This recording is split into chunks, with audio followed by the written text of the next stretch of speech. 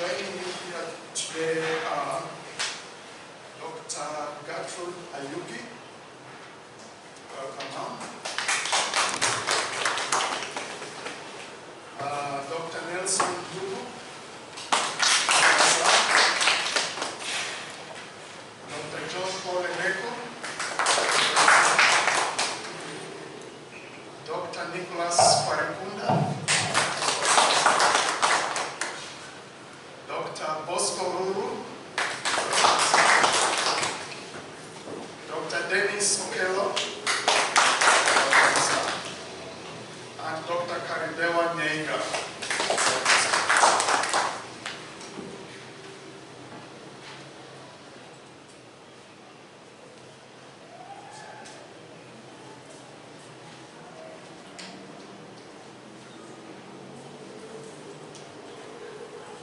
Mr. Chaciga is a candidate of the PhD Physics by Research program, and he has presented prior to the session today the required progress reports that indicate that he has made sufficient study towards this particular subject. And this has been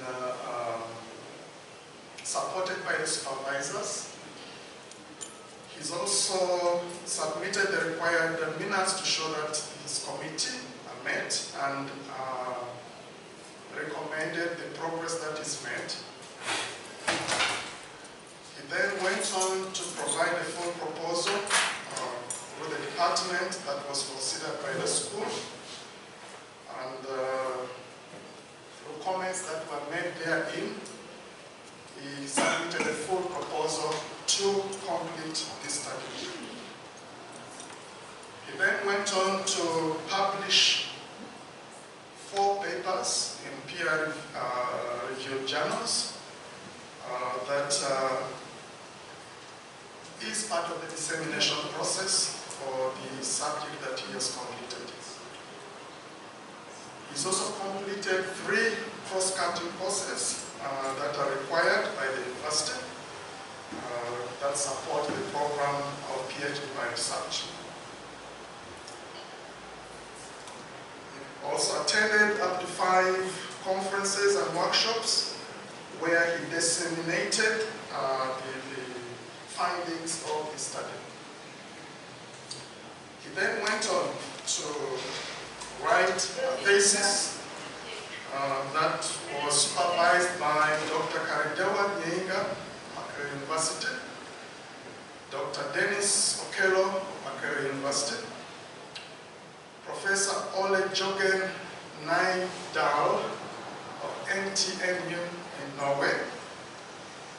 And that thesis was assessed by 3 examiners, and he was awarded an average mark of 67%, which we also qualify as satisfactory.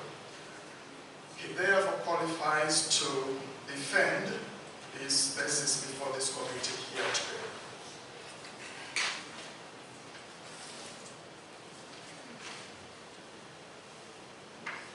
Now, briefly introduce the supervisors of the candidates, and I'll start with Dr. Karidewa Nyenga. Dr. Nyenga is a senior lecturer in the Department of Physics, Makerere University. He holds a PhD from Makerere University, an MSc degree in physics from the Norwegian University of Science and Technology, NTNU, in Trondheim, Norway. Karidewa is actively involved in research. In the past 15 years, together with partners from NTNU, Addis Ababa, Dar es Salaam, Mekelle, and Maputo, they have been involved in small-scale thermal energy storage research.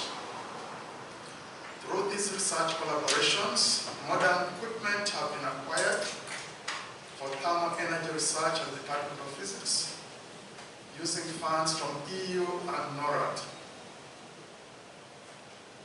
Karidewa has supervised 2 PhDs and more than 10 MSc students in competition. He is married to a woman and 4 children. He also loves to work as an evangelist in rural communities. Welcome, sir.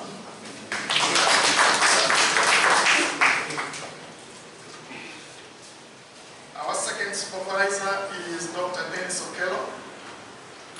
He is a Ugandan scientist based at Makerere University. He is a senior lecturer in the Department of Physics, and he is the current head of the Department of Physics. Our apologies, I think we have an outage. However, since we are all in the room, we will continue and apologize to the public who are online.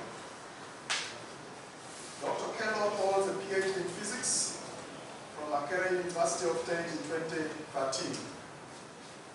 He also holds an MSc Physics from NTNU and BSc from Makerere University. He has taught a number of physics courses both at undergraduate and master's level. Dr. Kello is involved in scientific research with collaborative networks in Uganda, Kenya, Tanzania, South Africa, Zambia, Norway, Ethiopia, South Sudan, and Mozambique. He has coordinated a number of projects as PI and co-PI. Recently, they have concentrated their research on energy storage materials for solar cooking applications. Dr. Kello has over 20 scientific publications in international peer-reviewed journals since 2014. He is an author and reviewer in many journals. He has supervised 4 PhDs, 12 MSc students to completion. Welcome, sir. Our third, but not least, supervisor is Professor Ole Jogen Naida. He has a background in physics from Norwegian University of Science and Technology, NTNU, then NTH. And fluid mechanics, this is Dr. Sient from University of Oslo.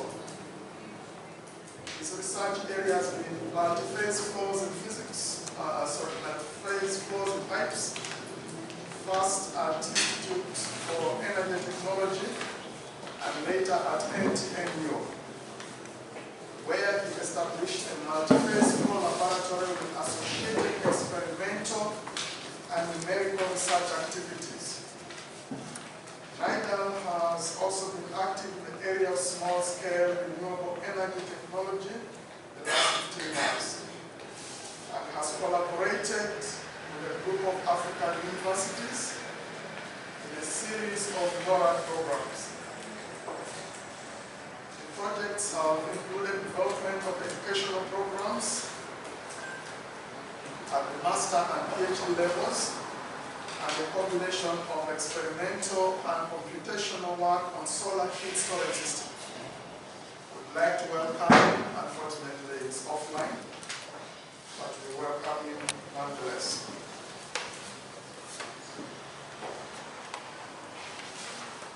We will wait for the technical team to try to get us back online. But meanwhile, we will go on to introduce the candidate.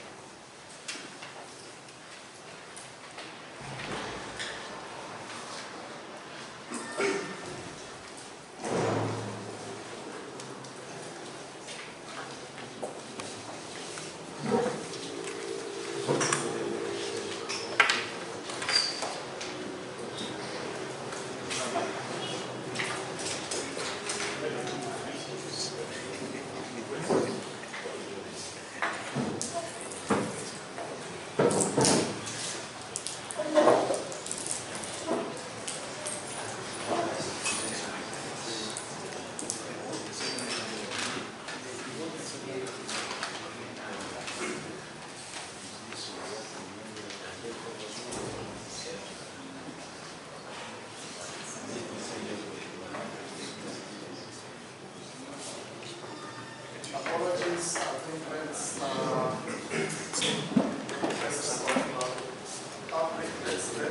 resolve the power issue. Give us a moment, please. Resolve the power issue, and then we can proceed.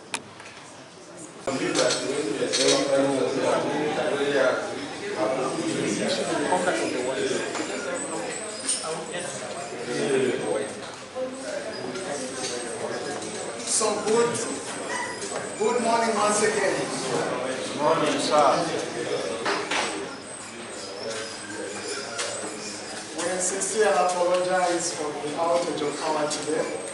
It's forced us to have a number of delays, but we appreciate your time in bearing with us. Thank you so much. So without taking any more time, let's proceed. I hope the members of the public online can hear us.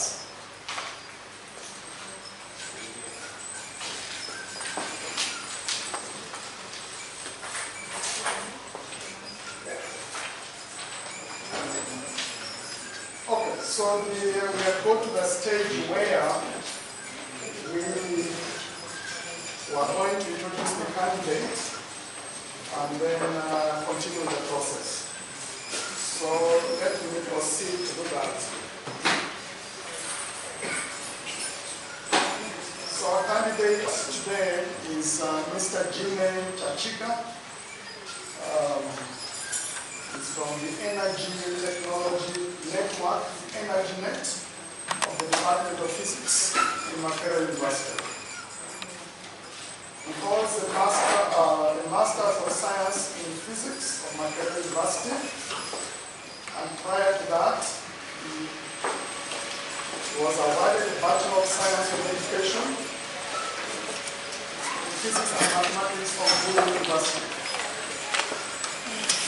And before that, he held an advanced level certificate of St. Joseph's College, Laibi, Bulu. His professional and academic activities include: he's a fully registered and licensed graduate science teacher of physics and mathematics in the Ministry of Education and Sports of Uganda. Currently, he is a PhD research fellow in the Energy Technology Network at the Physics Department, Makerere University, in collaboration with the Norwegian University of Science and Technology at Trondheim in Norway. He is also a certified solar trainer from National Institute of Solar Energy, NIST, in India, a member and solar PV technical trainer at Renewable Energy Group of the Department of Physics, a member of Africa Network for Solar Energy, NSOLE.org from Germany. He is also a scholar with joint undertaking of American and African Material Science Institute, JUAMI of the USA. He's a member of the PhD fellow Makerere University and representative of PhD at Honors. He's taught and tutored in a number of schools and institutions, specifically physics and mathematics related courses, and participated in several science exhibitions. He's also worked with Kakera Sugar Limited as a leading sugar producer for 10 years. His research and professional interests include solar cooking, thermal energy storage system for cooking, solar photovoltaic, and development of clean fuels to replace wood fuel in households and institutions, teaching, mentoring, experimentation, simulations, and supervision support. These other affiliations include being married to Miss Dina Semba Nadunga, and is blessed with 2 kids. One is 10 years old and the other is 13 years old. He's ready to work with reputable institutions and organizations in his field of expertise and skills. Welcome, Mr. Chaciga. Thank you.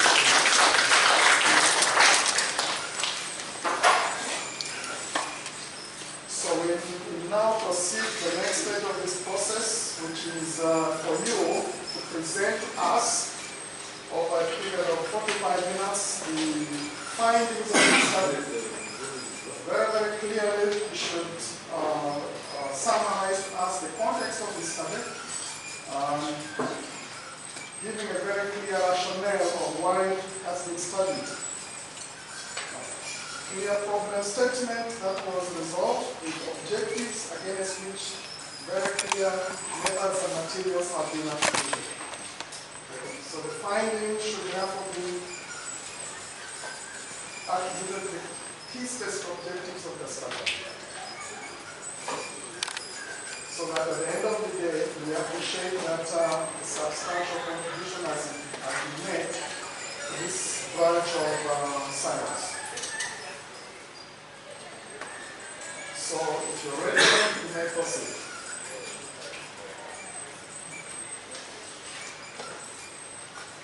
So, I don't have the mic here.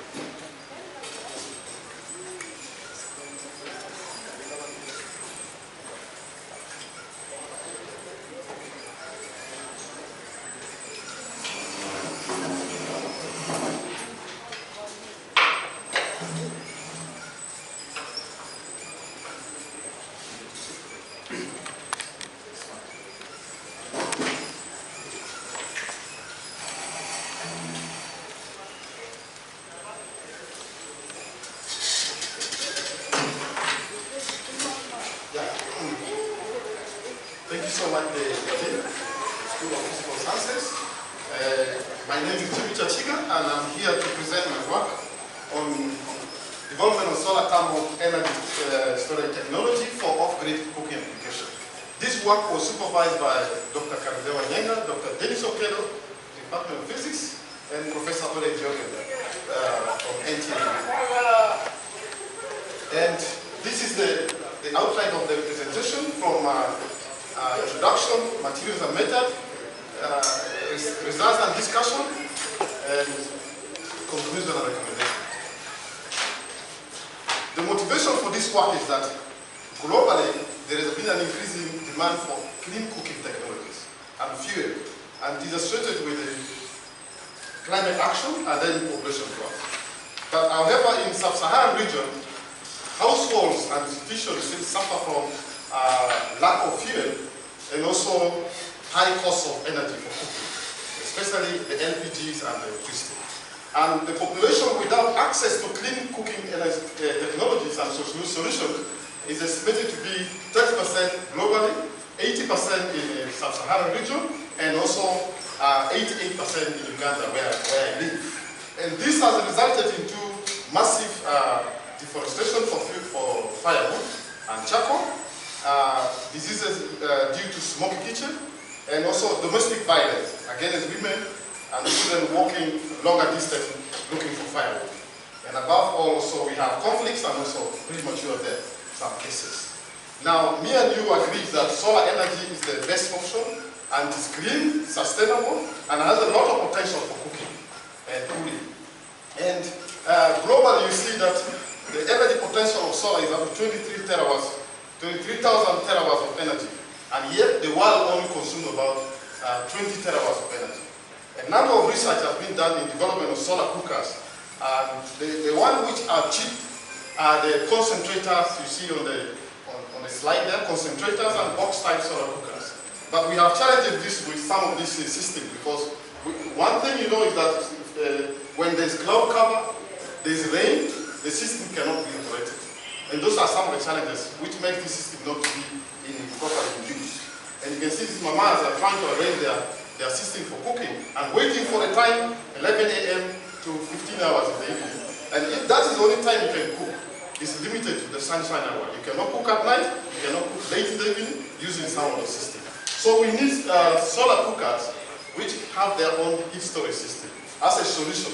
And now, in that case, we need thermal energy storage system to store the energy up to 300 degrees, and then you can use it later on for later cooking and doing some heating. A lot of research has been done on solar sensible historic material. We have oil and rock combination that's been with best property for storing heat and use it later. A number of research has been done on that, charging and discharging, and we have been recommended for historic system. However, the existing system which has energy, which has a cooking unit, they have challenges with poor heat front, and above all, they lack immediate energy utilization. Cooking, you cannot cook on it immediately, and some of them require the pumps to circulate the oil in the system, and that makes the system very expensive as well. So on that basis, I have this, on that basis, we have, the next slide is slow, I don't know. Slow. Yeah, use this one. Yeah.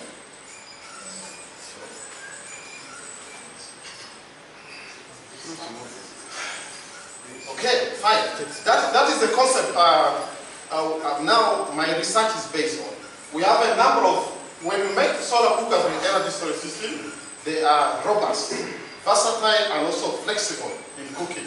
And then you can be cooking at indoor cooking as possible also. However, you see those solar cookers which are presented, only you cook from outside, so it's challenging.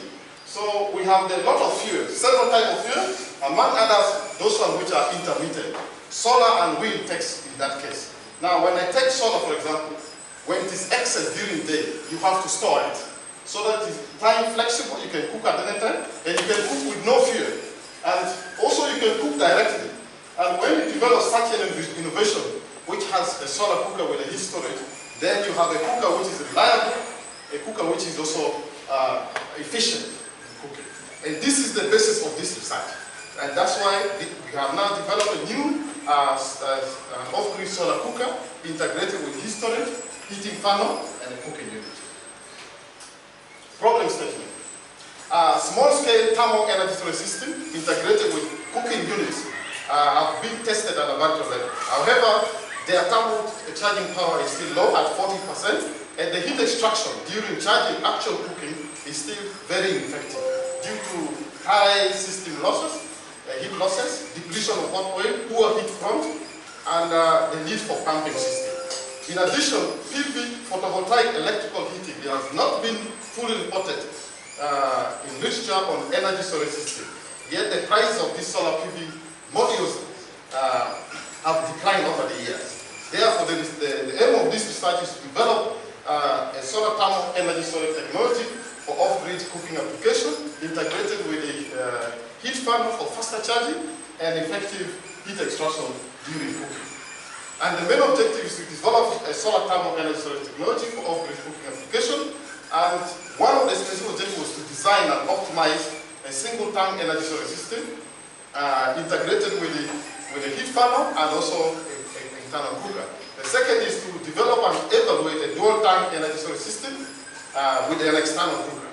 And then lastly, we need the data from this system. We have to develop a low-cost data logger for temperature and power logging system. The justification for this work is that the existing system presents weak, fluctuating heat fronts, not suitable for solar PV cooking. And we also need to upgrade strongly the existing solar cooker so that they can store the sun heat during when it is excess and use it later. However, also we need to reduce the high pressure of forage reserve for firewood and wood fuel. On the significance of this study, it will contribute positively towards the Sustainable Development Goal number 2, 3, 7, and 13, which promotes zero hunger, good health, clean cooking, climate action, and also will contribute towards the National Development Goal, National Development Plan for 2025-2020, because we had 3, now we are 4, 2025-2030, which is aiming at efficient energy utilization. The materials are methods. This is the schematic diagram for the integrated system for the first single tank system. And you can see here that everything is in a single tank. The charging and the storage is the single tank. Now the blue color here represents heat storage material, which is oil at low temperatures, and the red one now, which is inside the column there, which we are referring to, the funnel, is at high temperatures. And the heating element is inserted inside the funnel system, so that at any time we are charging very small volume of oil, and then it goes high to higher temperatures with a very strong surface energy, which is in contact with the cooking pot. And you can put your food here and start cooking, even if when the whole storage is still cold. And that is the principle for this case here. And that's what we have. So we have also, we have the leveling screws. You can adjust it. You can adjust the level of the funnel so that you can see increased temperature or looking at your urgency of what you want to cook. And how does this system work? This first diagram here is the charging process. You follow these arrows here. And when you're charging to supply the solar power or you supply your DC power to the heating element, this heating element converts electrical into heat energy. The oil inside is heated, it expands. Because of density difference, the light oil rises up to the bottom in contact always with the cooking pot. So that you can put food and start cooking, and when this charging continues, the hot oil now in this column, which is the red column here, overflows into the blue and start charging the system. And here we have this charging, and then you put your food. What happens is that when you put your food, whenever this system is fully charged, it is red. The color will be red, it's fully charged. When it is not fully charged, it will be blue. So when this is partially charged for this case, you introduce your food, and then you have charging taking place, and then you are cooking. The energy of the oil beneath here is going to be lost by conduction to the food, and then it becomes heavy by gravity. It flows, it sinks down the column. And in that way, we have hot oil entering the system, and then in the funnel, and the process continues in cooking. And this is the specification of the system meant for household cooking. Heating coil rated at 1.5 kilowatt was inserted. And then we have a voltage of 55 to 220. And then it was sized for 80 liters of heat transfer oil. These are some of the fabrications which were made. And the first one here is the most important thing, is the heat fan. It was made from two concentric pipes, and the inside between the pipe was insulated to avoid heat transfer by conduction to the heat storage system. We needed only to charge the small oil inside it. So we have the first one is the mounting of the heating element at the bottom of the storage tank, and then the inserting the heating panel inside the tank, and then here this one. Then we have this preface. Yes. So we have this point here where the heating element has been inserted, and on top here we have the cooking pot inserted, ready for being used. So these are some of the materials which were used, and you see that we have the heat transfer oil, which is the thermic oil. It has good specific capacity and also density for storing and also transferring heat. Then the rock pebbles there are made of the granite type, and they're also used to store the energy because they have good density, and then they have also good specific capacity. And we have no connection there. So this oil here, it has been labeled to be non-toxic and then non-hazardous by the United States Department of Agriculture, taken from the coast. It's a mineral oil, so it is safe to be used in such a system. The rock pebble were measured 3.6 centimeters by about 3.5, and then has an average mass of about 46 grams. This is the, we have now the next slide, but I'll move. Okay, I have to be patient now. So, so we have the battery's gone. So we have the system there which is not insulated, and then we have the insulation system here. So okay, that's that. Okay, that's fine. So we have this which is insulated, and this is which uninsulated system, complete assembly of system. And then we have the experimental setup to test the performance of the panel during charging and during discharge, and also perform some tests. So a number of temperature sensors were placed inside here in the tank, and also on top of the funnel, and configured with a data logger to measure temperature every minute. However, when we were testing the funnel system, we ran through a procedure where 18 liters of oil was filled in the tank, and then the funnel height was adjusted to a fast boiler level, and power was supplied to the system. And later on, temperature measurements, when we started heating, temperature measurement was taken and measured using a data logger every minute. And then we have to also take the cooking tests during charging and during discharge on the heat storage. And then later on, the system was switched off, cooled, and then experiment was repeated with an increased barrier level by about 2 centimeters. And then we had that test taken out for the funnel system, because we want to know the performance of the funnel system with charging the heat storage system. Now this is material meters for jet fuel 2. It's coming. Yes.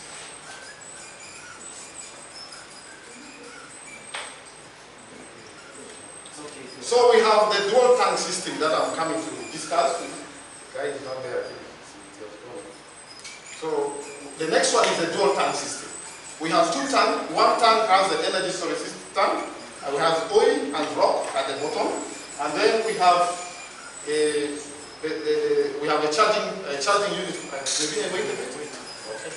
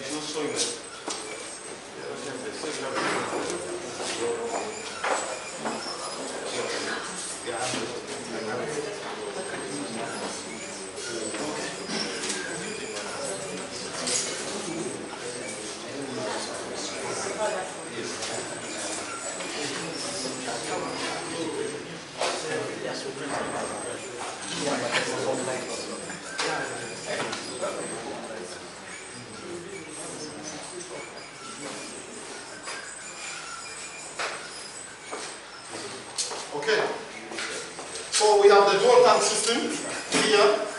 On this side, the schematic diagram of the dual tank system, and this was meant to store the energy more.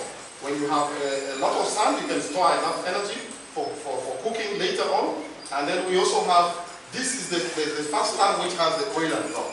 At the bottom here, we have the rock pebble, we are going to show you later on. And then on top here, upper part, we have oil only. Then in this one here, we only have oil alone system. It works slightly independent, however, they are connected to these 2 tanks. We have heating down in this point. We have the cooking pot inside here. Whenever this is heated, the oil here is in contact with the cooking pot. You can start cooking even if you don't have enough. You may just don't have enough solar gradient or power to supply to the heating, to the heat storage. And then here we have the 3D view, artistic view of the system. On top here, on the gray part is here, we have a floater. This floater is very important during the discharge process. When you want to discharge, you have to compress that. You use mechanical method to compress the floater. The oil level rises up here to this pipe and then flows back to the cooker. So this is a way you can also vary the rate of flow and even speed of charging during the process. So we have the specification for the system, which was constructed, and this was meant to store up to 10 kilowatts hour of energy, which is suitable for cooking. And then a cooking pot of about 18 liters. These are some of the fabrications which were made, construction of each of the parts of the cooker. We have the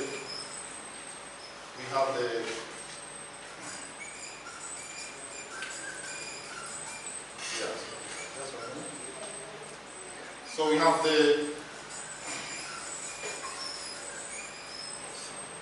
have each part here, the heat storage.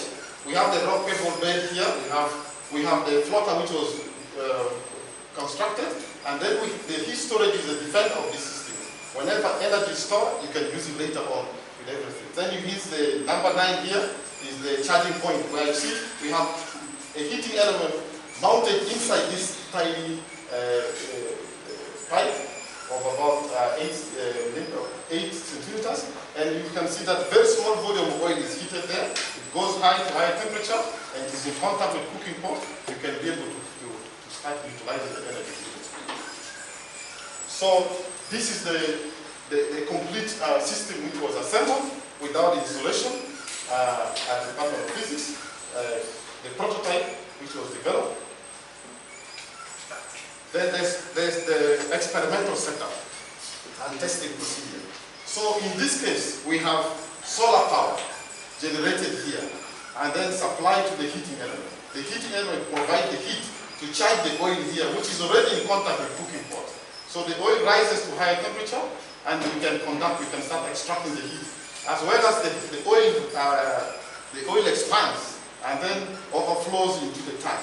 On top here, you will find that hot oil has reached here. By convection, heat is transferred to the bottom where we have the rock pebbles.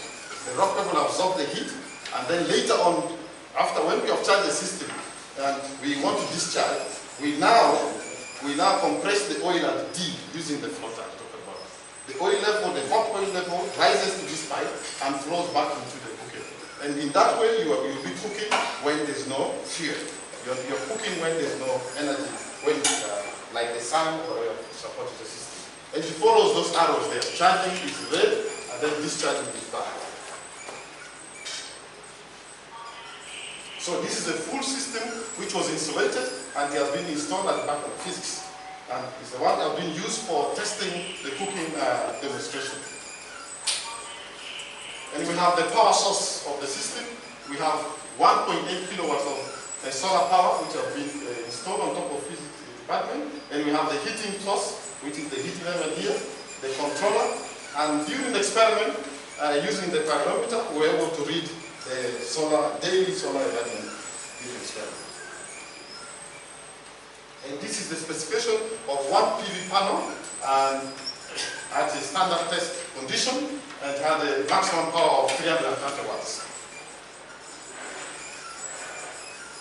Then to configure the solar PV so that we get maximum power with minimum resistance, we have this that I've drawn on the red line. We have 3 in series and double to give you 3 in series to give you this one, but when you double the 3 solar panels connected in series, and we double it to double the current, so that we have open circuit voltage of about 130 available, and can give us power of about 1.2 kilowatts every time we are using. And this is sized to match with the solar PV resistance. And the minimum resistance taken there was 4.3, which was useful for the case. And these are some of the basic equations which are used to determine the performance of the system. And we have here, this AA is the area of the solar panel installation. We have the efficiency, and we have this global horizontal solar irradiance that's given by G. And the energy stored in oil along system was given by equation 2. Then the energy stored in oil and rock combination was determined using equation 3, where this first term is the energy stored in the oil along system, and the second term is energy stored in rock pebble, where epsilon is the void fraction of the rock pebble.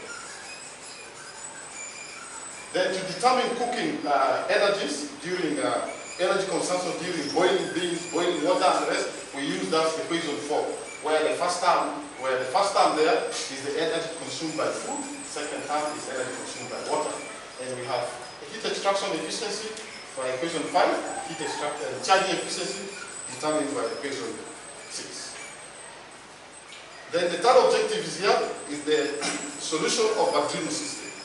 For data logger. And this is the design and the construction block for the integration of the sensors, the modules, to the Arduino board. So we have the MAX 31855 here, is the temperature sensor for which can be integrated with Arduino. We have the voltage sensor, current sensor, the real-time clock. We have the SD card to store the data during the experiment. We have the LCD to view what kind of data is there with the potentiometer to vary the intensity of the screen view. And these are some of the components. The Arduino board is here, and all these other components, the SD card, the LCD, and we have the voltage sensor, current sensor, and the temperature sensor. These were purchased at low cost to construct the Arduino data log. So the Arduino data log was constructed, and these are some of the pictures from the system, and then they are working they are able to record automatically temperature, voltage, current, and power and resistance automatically without manual work. So it's able to measure up to 20 amperes, up to 100, and these are some of the prototypes which are made already. And it is already a system which can be adopted. So results and discussion. This result shows to you the functionality of the funnel, how the funnel works, because this is a key point in that case. So we have a graph of temperature against time, and we have also an image on side there, thermal image taken towards the end of the experiment. We have this red one is on top of the funnel, which is always the temperature of the oil in contact with cooking pot. So we have within 20 minutes, you can see that we have up to 140 degrees on top of the funnel. And this is the good surface energy, which we refer as heat front, suitable for immediate cooking. However, you see that in that time, temperature at the bottom are still at ambience. And then you still have low temperatures here. And when overflow occurs, you can see here that the graph levels up. However, you have already up to about 150 degrees and an energy of 4.84 megajoule, which is suitable for cooking during charging. And this white part here shows the position where the cooking pot is going to be placed at that time. And this was at very level 1. And when we increase the level of the funnel by just 2 centimeters, by 2 centimeters we see an increased temperature on top of the funnel where cooking pot sits. And that signifies for us that this system is able to operate, to cook or immediately whenever, even if the heat storage is still cold. And this is also shown by this very hot region here, which is on top of here. It's very hot. You can see it's like a volcano, a temperature of 200 degrees, available for heat extraction. And the energy store is up to 5.8 megajoules, which is suitable. See, this is the energy profile due for the fast charging and second charging. You can see the fast charging is lagging behind because of the increased height of the funnel, which shows to us that the funnel system operates. It divides the system into two, the heat store into two, is unable to work on that press. So to demonstrate cooking on this system, because that is one of the aims, is to see that we can do charging the system and also demonstrate cooking. These two graphs here, temperature against time for boiling 1.5 liters of water, we started with low volume of water so that we see where the system works. So the water boiling test was performed, whereby you see the red one is the red line here shows the temperature on top of the pan, which is always in contact at the bottom of the cooking pot. Then the green lines here is temperature sensor which was placed in the cooking pot. And you can see that each of these plateaus here, each of these peaks here shows a water boiling test of 1.5 liters of water. And you see that a number of water boiling tests was carried out. And you see, yes, this is the first boiling test, the second boiling test during charging. As you see that the profile in the tank continues to increase because we are charging while also utilizing the energy. And we were able to boil the 1.5 liter of water between 10 to 15 minutes, consuming about 0.124 kilowatts hour. And this value is comparable with also modern energy cooking solution, which during their cooking time, using electric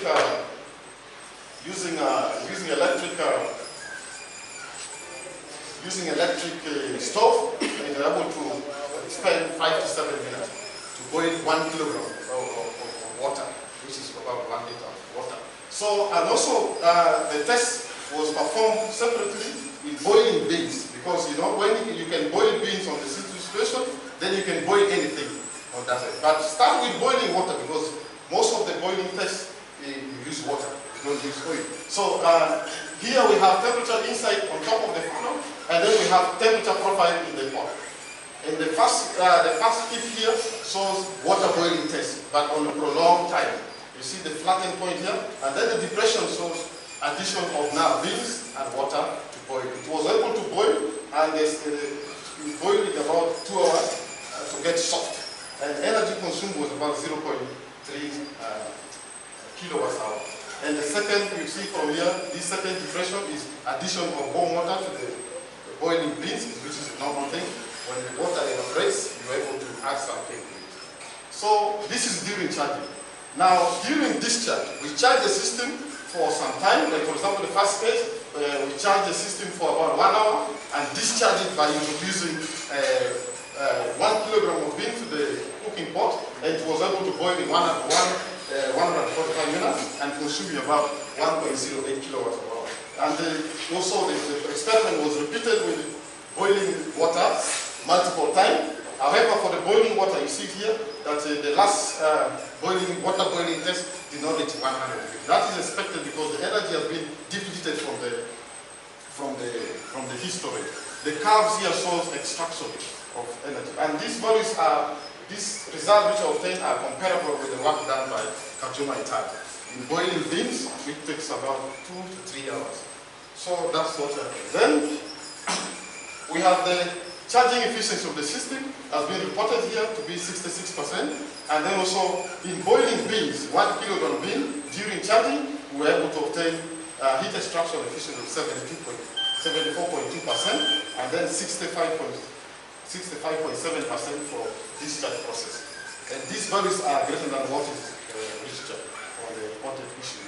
However, when you compare the boiling time with the wood stove, kerosene and other system, you find that our system takes a little bit more time. However, when you compare with the system which are of the same time with the energy storage time, you find that the time for boiling beans is comparable. So the conclusion for this objective is that the heating funnel system provided high quality heat front at high temperatures without mixing hot and cold oil, and it conducted also, it was able to conduct immediate cooking during charging. The funnel temperature could also be varied by varying the high temperature, and that was useful for temperature and also urgency of cooking. So the objective 2, this for the dual tank system, powered, and here we have the IV characteristics typical for a solar PV installation.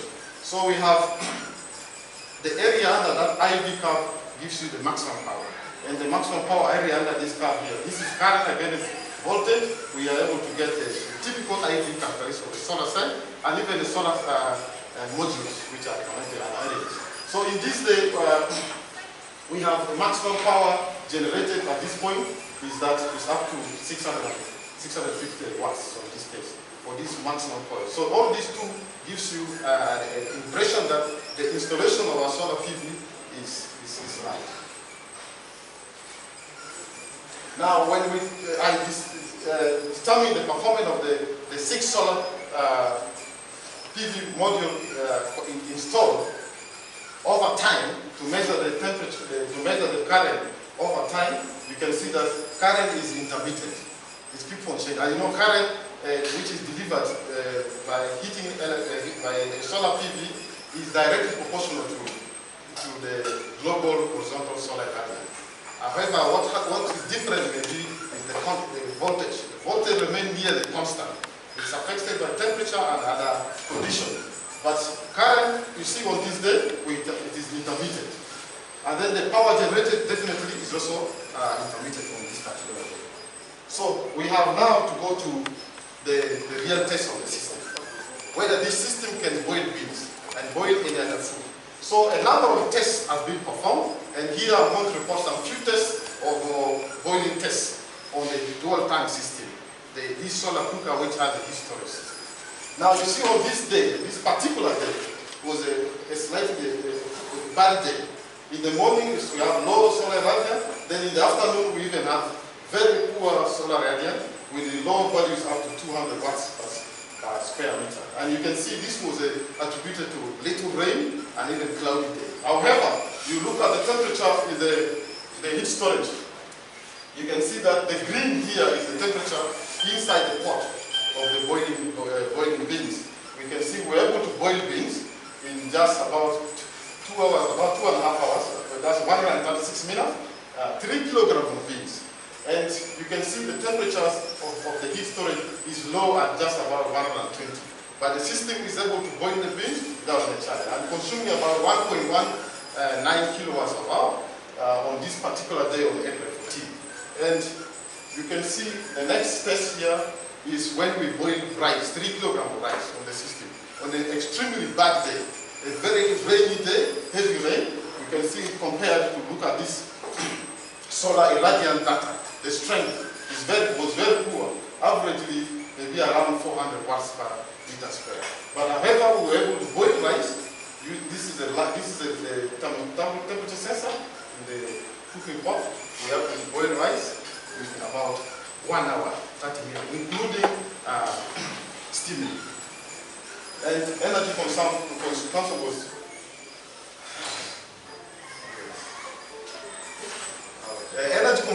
which was consumed was 0.5 seconds. And also the next experiment that we did was boiling 10 liters of water in the system. So we boiled 10 liters of water during charging and even during cooking. Power is on. It's there. Power is on.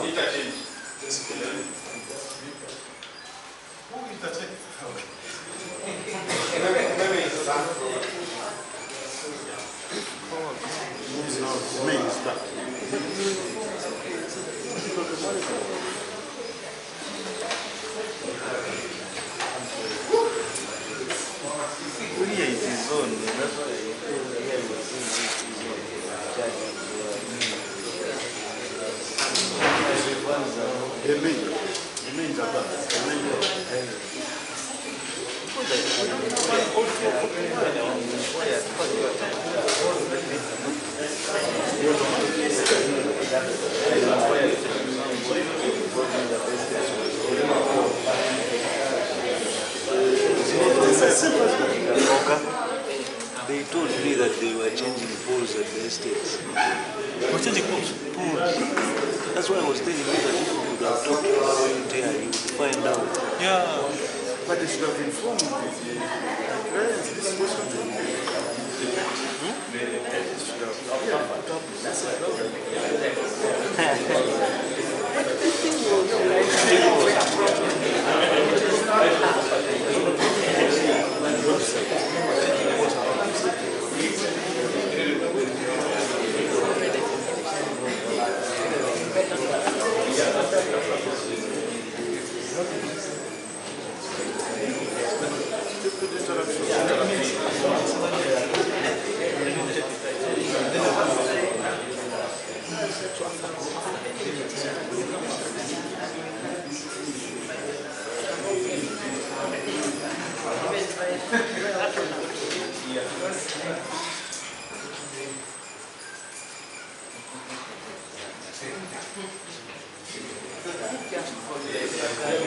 We have all the reason to go for salad.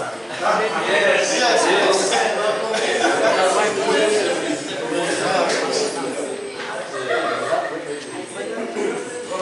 100% solar.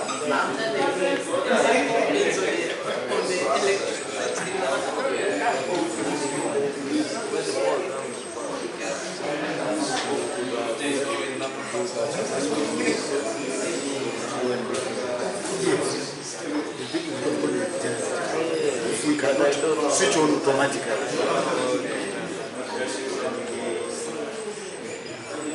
But here I didn't get the data. If I lose the automatic change of the loss, so the later is just one correct.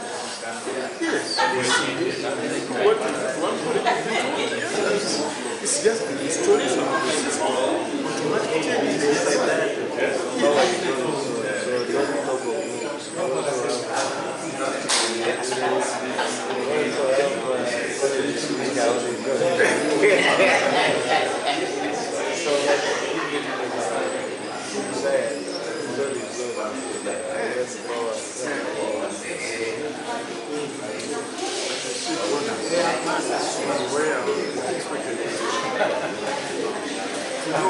price. Yeah, and the price.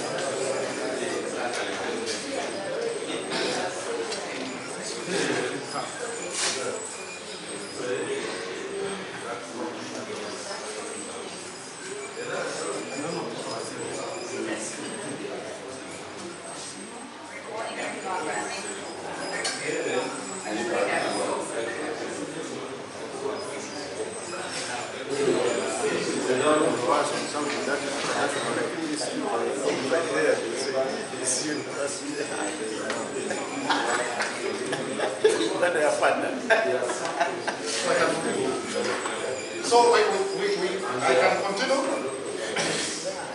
So we have also where we boil 10 liters of water in the system and the graph here on a good day, and then we still have a good solid item on this day. We're able to boil over 30 liters of water on this particular day, and then allow the system to continue charging later on. And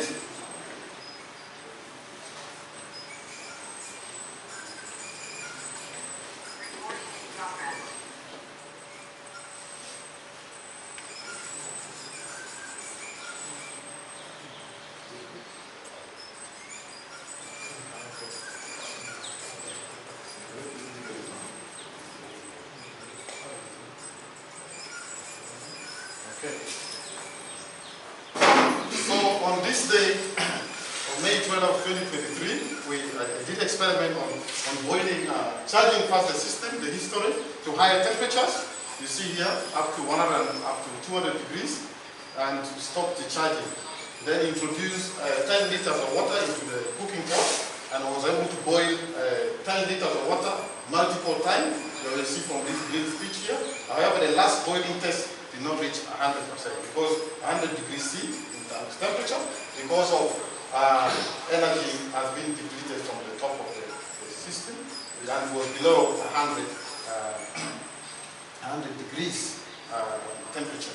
So we're able to boil these 10 liters in 25 to 35 minutes, and energy consumed was 0.86 kilowatts hour. And this value also is comparable with boiling. Then also another particular experiment also was done on a very bad day, where we have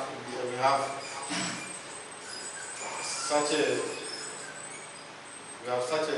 low, some relatively high solar radiant but weak strength in the afternoon hours. We were able to charge the system for over 4 hours or 5 hours, and then later on in the evening, this is for later the evening cooking on the system. So we're able to boil also 10 liters of water in 25 to 36 minutes, and the energy consumed is 0.98. And that is also a very good test for cooking in the evening.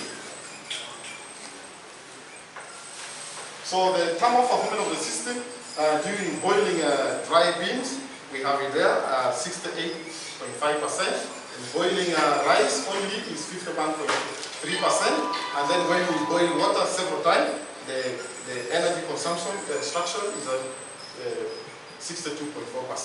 And we can compare this system with the other existing energy storage system, where we have our working energy, our cooking time for wood fuel or wood stove has been 95 minutes, and then when you look at ours, it's about 120 to 150 minutes, and it consumes less energy. However, this is solar energy.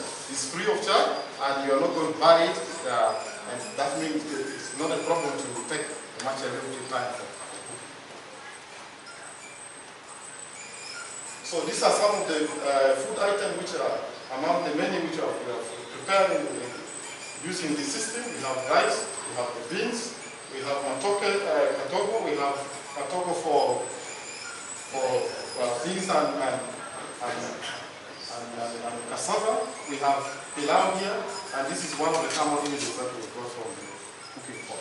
When all these food were consumed, they were not thrown away. It was eaten and people enjoyed it. They enjoyed it. You can see the number of students here serving from the system. We have students serving, the lab technicians. You remember convincing a lab technician to eat the food from the lab, from the physics department. It's not going to be so. They were eating, and my professors are here, and one of the staff, they are all here. You can say, I'm sorry I've shown your pictures here, but many people have celebrated the food from that system. And they say the test is good. So the solar PV cooker integrated with heat storage was constructed and tested successfully in boiling selected food items with comparable cooking time and test with other cook stoves. And then on the third objective, the data logger which was constructed was able to record automatically data, temperature, voltage, current, and power on an SD card, and it was fit. And this was repeated, and we have here only the data set which was collected in one of the experiments. But we have a number of this system is able to do this job. So the low-cost data logger constructed was able to log temperature and power automatically on an SD card, and also we are able to retrieve the data in the system. So these are some of the conclusions we have been putting, and we have recommendations. There will be many. We have the solar cooker, which we have constructed right now, is ready for field testing.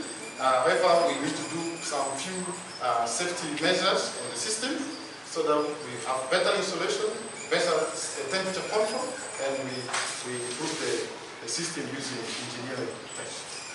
Then there is no need to downscale the system for household cooking, the mini cooker. However, also there is need to carry out the socio-economic aspect of the system so that it can be fully accepted and also obtain the payback time for the system once installed in the field. The system simulation may be performed with multi-cooking tasks or multi-cooking units. And there is also need to study the social and economic aspect of the new solar cooker and look also at the payback time. An hybrid power source can be also supplied to the system, green, wind, and solar, and see how it performs. This is paper 1 which was published from this system, and then paper 2. And we have 3 other papers which are also published here, we have there. These are some few references. And then we have, thank you so much, Asante Sana. And I want to end that. Thank you so much for being patient. You have been tough, but the good thing is we need solar now. Everything, that's why it's solar cooker now.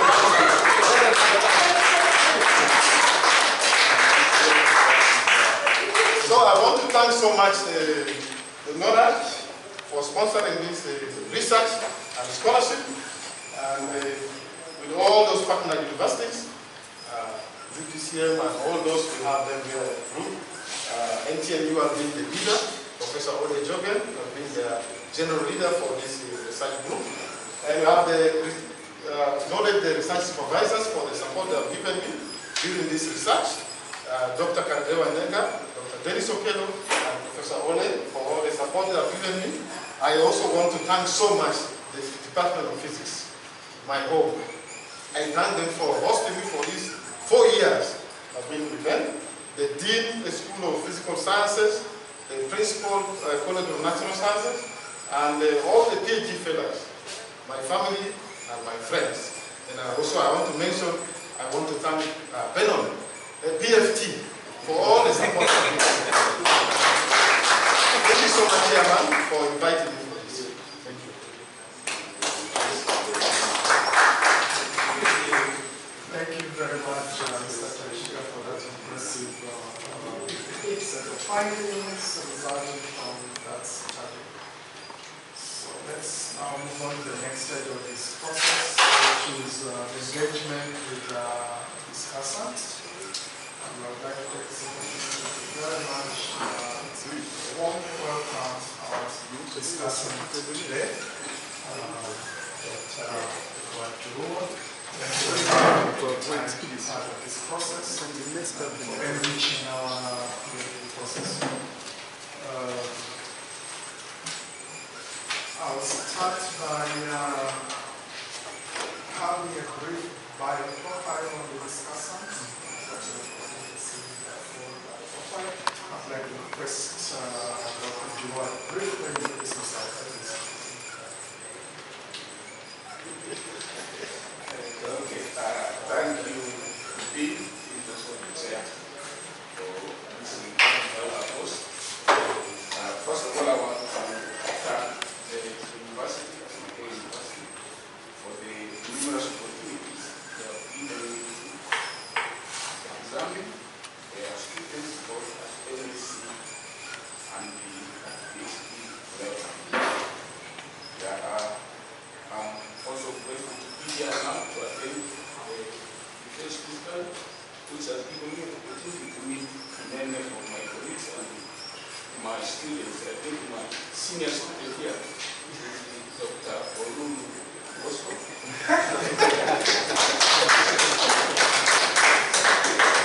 He was my student at undergraduate level.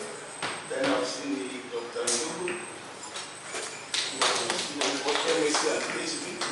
Then I've also seen Dr. Nza. Dr. Nza, who was my student at MSc. Yeah.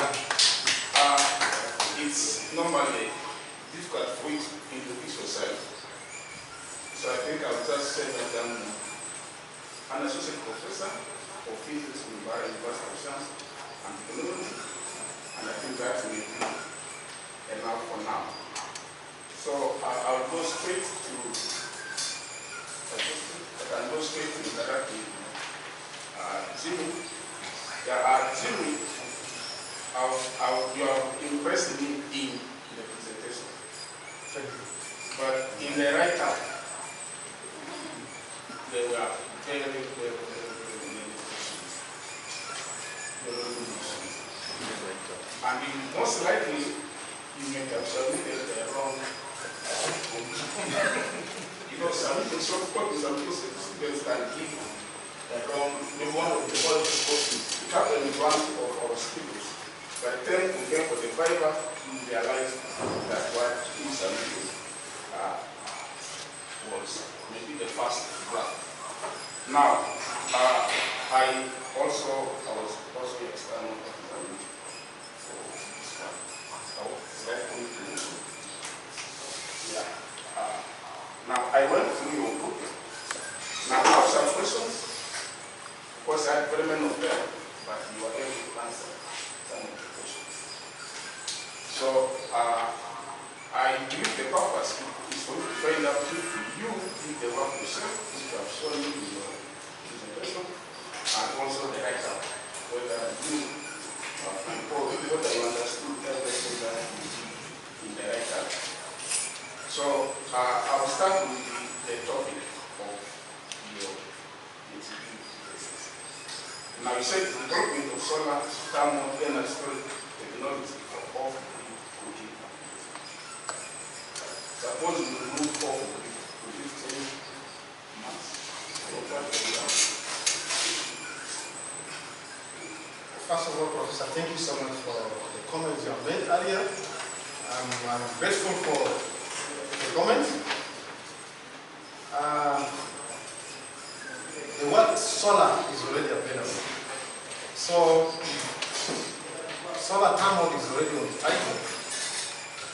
And solar is part of the off-grid. So I think it's not a very big harm. However, even this staying on the topic does not really, it builds up even my area of research, that it is off-grid. And I've mentioned the off-grid is solar, because there are other off-grids. So it means you can do For me, I feel we should leave it there. Because of means to say that already mentioned it. Yes, but I decided to emphasize. Why don't you emphasize what? But if the committee can feel that solar thermal is enough, we can remove the object. Because the detail of the work is already on solar. Now, I hope you have I'll also be referring to your book from time to time. Yes. Maybe if you go to page number 2. Yes. Now you talked about some sustainable measures or innovations that are being put in place in order to address the energy crisis. So what are some of those?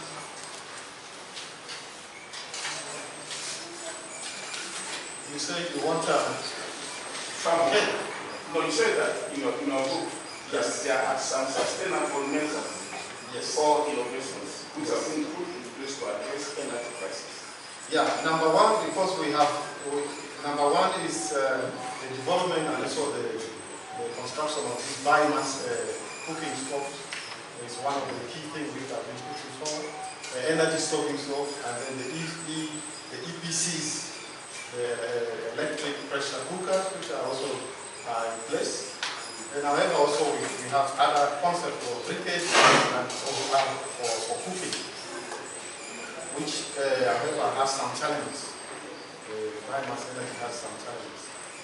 Then we have this aspect of solar, clean cooking, which have been put forward, and a number of work have been done on those solar cookers, the concentrators, the box fire cookers, also part of the innovation which people are using to solve this energy crisis, other than depending on the fossil fuels and the petroleum products. Clean cooking means that number one, it must be smart, and in this smartness, it must have no smoke. And you see from my system, the solar cooker which I developed, I did talk about smoke. There must be there's been extremely no smoke in the system to pollute the environment or to pollute the kitchen where someone is cooking, and should be easy to use as well. In terms of sustainability, should be easy to be reproduced and also used for a long period of time. And now if you come to what is the sustainability? This what I produce. Number one, the solar PV stays for 25 years. And the design of the cooker, the cooking system, is made out of metal. It's made out of stainless steel. And we have factories which produce those kind of steels. So the sustainability is already there. Then the oil which are used in the system is being produced from fossil mineral oil, and as well as we can go to synthetic oil, which are still also useful for this system. What is supposed to be used in sunflower? No, mineral oil. Sunflower can as well be used in this system. However, the challenge yes, sunflower can be used. However, the challenge we use in sunflower, our main first objective was to use sunflower. But I discovered that when I use sunflower in the system, assuming you are cooking and you lack fuel, you lack oil for frying your food, you may end up, you will be tempted to cook the oil which is in the system for frying your food. So we decided to say, no, let's take mineral oil. Yeah. Now, when you talk about net zero carbon dioxide emission, what does that mean? Net zero carbon is a technical word people use these days for systems. And the global West and the rest, they are using to mitigate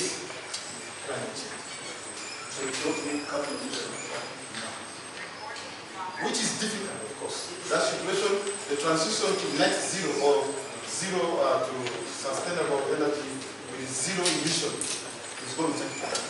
It's supposed to be a slow process. It's not going to be a fast process. The reason we still need the carbon dioxide. In our daily life, maybe for the plants and then for other things. But for us right now, we don't need the carbon monoxide, which is toxic. But you're talking about carbon dioxide. Of course, even the two gases have, if they combine with the atmosphere, you know, the effect on the ozone. So we don't need it, but the challenge is that we are still using devices which produce it. Now, cleaning and then clean cooking. Now, you said that clean cooking can lead to premature death. Yes, and clean cooking will lead to premature death. I tell you a situation. Usually I don't like telling this, but my mother used to cook in the kitchen in a glass thatch house. And she has asthma. And there was a day as she was cooking using this glass and scraps and the rest, she got an attack. Because of the smoke, she collapsed. And she don't survive. They took her to hospital, she died. So I think if that situation didn't happen, she was alone in the house, cooking her food, my mother would be alive by now. Do you think that this mother is because? Yes, we have the complication of the asthma, we have the complication of you can get suffocated with this unclean cooking fuel. Because I want to experience when in the villages, people in our grandparents, they were cooking with this grass. That's what I'm talking about, smoke. They can sit together and they live longer, more than 100 years. What should have changed in that time? Now the issue is, these days we are using fuel indifference. Those years back, there are particular trees which are planted for fire, and they know the characteristics of these some of these trees. Were they planted or they were wild trees? Some of them were planted. I think the planted one, particularly from the area where we come from, is planted. Yes, Which they were using and still using. But most of the wood people use, they were from wild trees. and above all, they used to cook from outside. Inside. Some of them cook from outside. Yes, and those ones who are cooking from inside, they suffocate. They have those challenges. It's a long-term process. It's not immediate that you're cooking for 2 years and the rest you suffocate and die. No. Yeah. Now, there's some people who clarification I need you to give from your right up, I think on page 7. Page 7. Yeah, that first paragraph. Yeah, temperature range is prepared. You come as low temperature range, medium temperature range, and high temperature range. In the first paragraph. What was For box, solar temperatures? yes, concentrators. Yes. Now the medium, what temperature range there? The medium here is 150 to 400. Medium. Then okay, let's start from low. Medium is 30 to 150, then low is that, then medium is 150 to 400. Then high is I think I have to change the number. Because I bought the range fast. I said I should have been medium temperature between 30 to 150, but I have put here 30 to 150 medium temperature. Then that one can correct. Which one from? Medium Because high temperatures here is 300 to 400. Yes. So you need to work on that.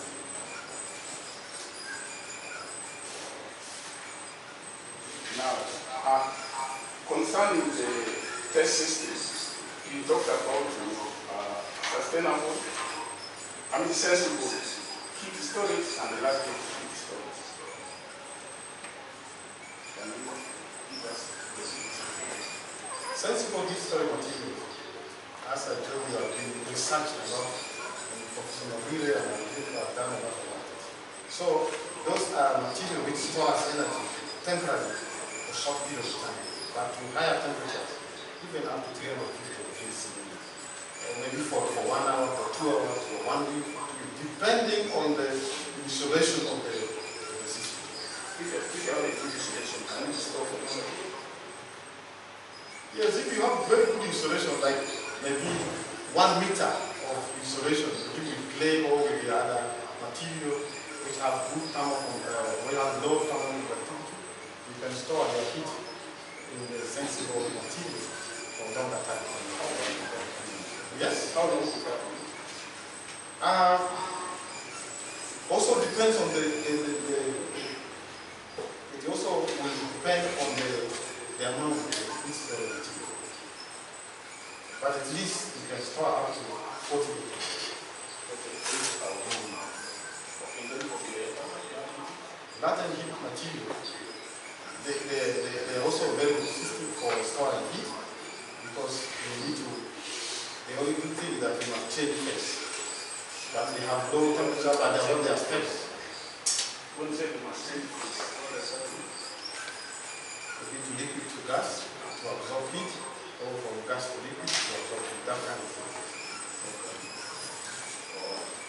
Now, you mentioned about studies where for the storage they use liquid and solid, the rock tables. Yes. Granite as sandstone. You also use The system. okay. Now, first of all, one know why you need compression. I use one, for example, and somebody use rock on, if you start with that, rock on. You cannot use rock on them. Because you need rock placing between them a void. And that void must be filled. That's one. Then two, you must saturate a hot fluid in the rock, between the rocks, for the rock to absorb the heat. So, having only rock only, and heating only rock, and that means you're going to use air to saturate the heat. And air is a poor conductor. And we cannot use water also. Because water temperature is limited to 100 degrees C. And if you want high temperature, if you want water, then you must pressurize it. And when you pressurize water, you get vapor at high temperatures, up to maybe 5,000. So, and that is risky. So that is for water you need pressurized. of course now you get what you want. Vapor, yes. But the oil, it has an advantage. It stores the heat as well also it transfers the heat. Yes. So if you mix the combination of the two, according to Mawire et al., this boosts the energy. Yeah, in terms of heat retention for longer time. Now, you looked at the study by Nicolole. Yes. He did a study of, Nicolole et al. Did a study of charging different sizes of rock pebble with oil. And in this finding, he discovered that rock pebble of smaller sizes does better than rock pebble of bigger sizes, larger sizes. Because of, yes, Small sizes that's better than install it than the libraries. And the reason is the surface area. Now, how were they able to perform the experiment since they did not analyze the test system that was doing both charging and discharging? They simulated the system. Yes. Okay.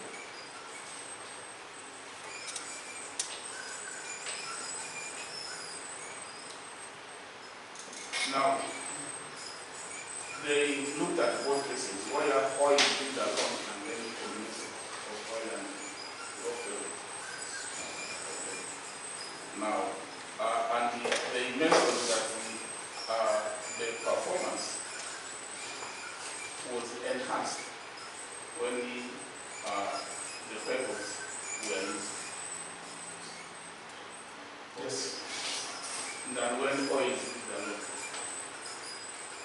Yes, because the rock pebbles are the study which has been reported, so that the rock pebbles store as energy because it has a good specific heat capacity and also high density. So the oil gives the energy to the rock during charge. Now, rock, I see you mainly focus on granite. And I see a number of studies focus on granite. Yes. Is that the only rock that is suitable? It is the one which has been tested to perform better. Otherwise, now I thought you tell somebody who is not an expert in this we area. have a number of rocks which have been tested. Okay. Can you mention some of them? But and being used by like these sedimentary rocks. Some of those type from the sedimentary rocks. But the reason why granite rock is better is because it is hard. It's a hard solid. And when you put it under furnace condition, for it to break down or melt, you have to use like 1,500 degrees. And I tested this in the lab. To heat it in the furnace, it was able to melt at 1,500. And we are not interested in reaching 1,000. So You cannot put it up in it. Yes. A separate test which we are doing. Yeah. Now, your problem that you intended to solve, you have written quite a lot, and it's not easy. And I think even when you are presenting here, it was a lot. So can you summarize the problem maybe in one sentence maximum? The problem I'm solving is that I want to produce a system which is able to provide high temperature heat from or surface energy for immediate energy utilization and also store the heat.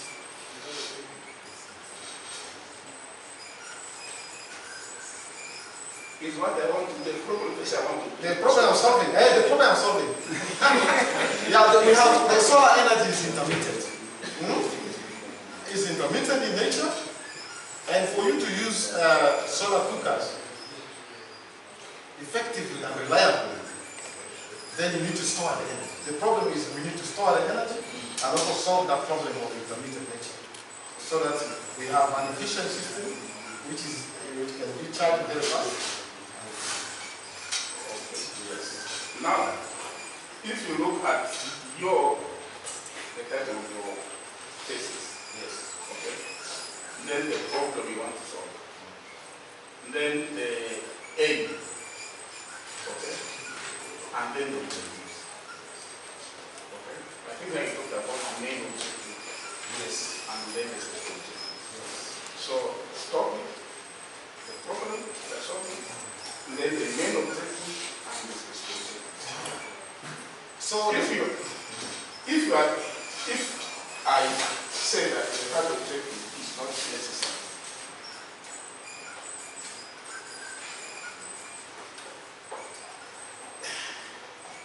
yeah, the third objective is necessary for academic field. but not for this particular problem one. So Yes, because we need data, because as academicians, we need data from the system. That's why we need a data local. However, when the system is installed in the field, you know, we may need the data during field testing, but later on we may not. We just want to know how many meals they are food. but what I'm saying is, I don't think this is really necessary as part of it. You just need something and send it to design or to construct. We need it because we need the data from the system. But not as some of it. It's not supposed to be strong as you do. To me, it is a strong objective because I will not get a proper data from the system if I don't have the data from the system. Suppose it was there. Maybe there was no money to buy. There was no money to buy. Yes. So if you had money to buy, this thing you need to point the department had it. If I have money to buy, I will buy another thing because it is expensive. I'm not saying Yes. no. Give another thought to that. Because if you look at this based on the problem you're supposed to solve, you're supposed to solve. So this does not fit anywhere within the medium of the study. So you just need the extra one out of the excitement. Yes. Yeah, Extra one. I agree, it is extra one. Out of the excitement. Okay. Now, I think I'll have to skip some of this because of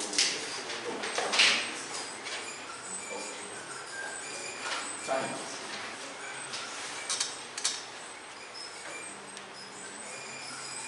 Now, first, I think in your dissertation is figure 21. Okay. That's in chapter 3.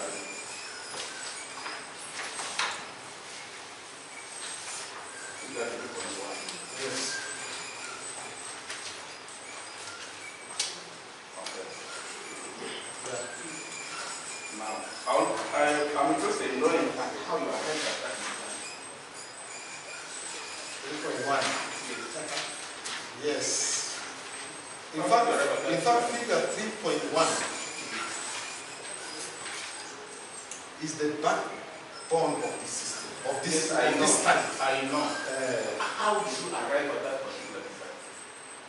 Looking at the literature, reviewing the challenges which other system integrated which are being reported, we are facing, like for example, during charging and discharging, and also temperature change challenges on the heat front. I decided that how can I produce better heat front? And that's why. And also, I was looking at using solar, which is intermittent. And if you don't have very nice organized charging mechanism, you have challenges in getting high temperatures. It's about the charging, or I think it's now more of improving the cooking pot. First of all, charging and also including, because you can see here, you must first charge. You can include the cooking pot. Yes, if you don't charge very well, you can, the cooking may not take place. That's why I talk about confining the oil in a very small column, which I call the fan, so that they can charge it to higher temperature within a short period of time. And I also propose that, because this is the philosophy of this system, where I propose that the oil which is being charged should always be in contact with the cooking pot. So that if you have low power or high power, you can still charge that small volume of oil to high temperatures for conduction. Yeah. Now I think you will still hear mention the use of sunflower oil. Yes. It's in chances. Yes. But Now somebody outside the lab also wanted to know why you decided to use that. Okay. Yeah. Now maybe you can briefly explain how the rising of the case where you can raise the funding. Yes. Okay. The funding. Now, when you say you are raising the funding, what exactly are you raising? So raising the funding. If I'm raising the funnel, I'm raising the barrier height. Because this funnel was designed with a barrier. This barrier prevents oil from going into the bulk of the heat source. And it is important, depending on the temperature you're working on and even the urgency of what you want to cook. So when I raise the barrier, I will raise the height of the funnel such that the oil now is The funnel that you are raising. the whole So funnel. I think you adjust the reduction such that the pot moves up and more. There's a gap between the pot. There's a gap between the pot and then the funnel. It's the funnel which moves. The pot is fixed. So Now, we can adjust. if you go to that field, you have to on your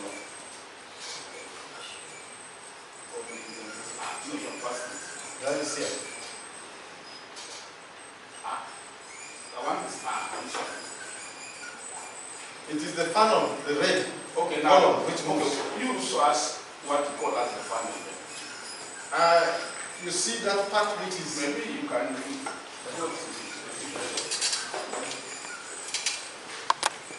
so what do you consider the funnel? this red column. Is the funnel. That is the funnel attached to. Now when you say you are raising the funnel, what are you raising? We have a leveling screw, long screw attached to the funnel. Four of them for this case. It is the one we adjust. When you adjust it, you are able to raise this red zone. You raise it up or down. Are you raising the height? Yeah. I'm raising the funnel itself. This very, how do you want to say it? Because what I'm saying here is that this part here is the funnel, including this. So when I want it up, I adjust this. I think you're talking in terms of the whole oil going up. No, the funnel only. When you adjust the funnel, you see the level where the red is stopping. Then we need now to heat this oil to expand further, to overflow, to come to this.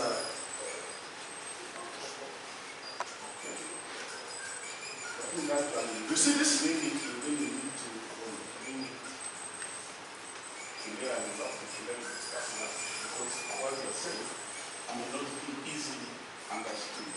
Yeah, even What you give me more time, I explain in 1 minute. what we call as a funnel, and when you are saying you are raising the funnel. Now, Maybe the one you use in raising is different from what you use. maybe increase the height, but maybe we are increasing. Because there I told you that we are increasing the height of the funnel. But in the process of increasing the height of the funnel, I'm increasing the volume. the volume. The hot oil. So I think that's what most likely you are using. Okay, but the volume of the liquid inside the funnel remains constant. Because it's a shape. However, it is raising the height of the funnel. So now how does raising of the height of the funnel contribute to more energy? Thank you. When you raise the height of the funnel, you give more time, a little bit more time for the oil, that small volume oil confined inside the funnel to be heated further. You give a little bit more time for the oil inside the funnel to be heated further to higher temperatures. So you can reach it further. Before it overflows, because before it overflows, you delay the overflow. In fact, let me use that term. You delay the overflow into the storage. Okay. Now, you are now on that. Okay? Now, if you look at the figure A, the charting process. Yes. Now, for the oil to overflow, it must reach a certain level. Yes, the one you have set. The barrier level you have set.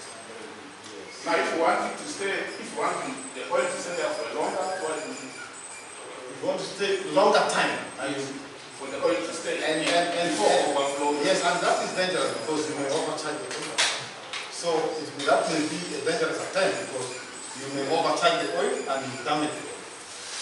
So that's also one challenge. So we do this carefully, knowing that we don't overcharge the oil inside that pan. So now when I'm cooking using your system, yes, maybe I've got them using. yes. Now how here you have to make adjustments. Then at what point will I know that I need to make adjustments? Now for this system, this is still experimental test. However, a proper engineering work with control system, even a thermostat is Go going to to the be. engineers need the science. Yeah, the science, yes. Go to the engineering, you have to tell them the science. Even temperature control system is going to be to control the temperature of the oil. Like for example, thermostat. Why did Oil or a thermal switch. why did you The distance. Because I want first to test maybe the instead of function. the thermocouple, Thermocouples have you don't be for measuring temperature. So yeah, it's a good idea, but that would be when we are now developing. yes, I think when you talked about insulation, you mentioned that you can use the wood. Glass wood. Hmm? Glass wood, yes. Did you say glass or that's a wood? Wood. That's wood. So to reduce heat by conduction and heat, that's what it is. Currently, a very good insulator is the glass wood. So It has glass wood. yes, you know glass wood. Now maybe just explain for those who want to know how does that glass wood reduce heat loss by radiation? So the glass wood, when you insulate your system using glass wood itself has a thermal conductivity of 0.005. Very low watts per meter per Kelvin. So it has very low thermal conductivity. So it will prevent or minimize the heat loss by radiation through the walls of the uneven conduction to the outside.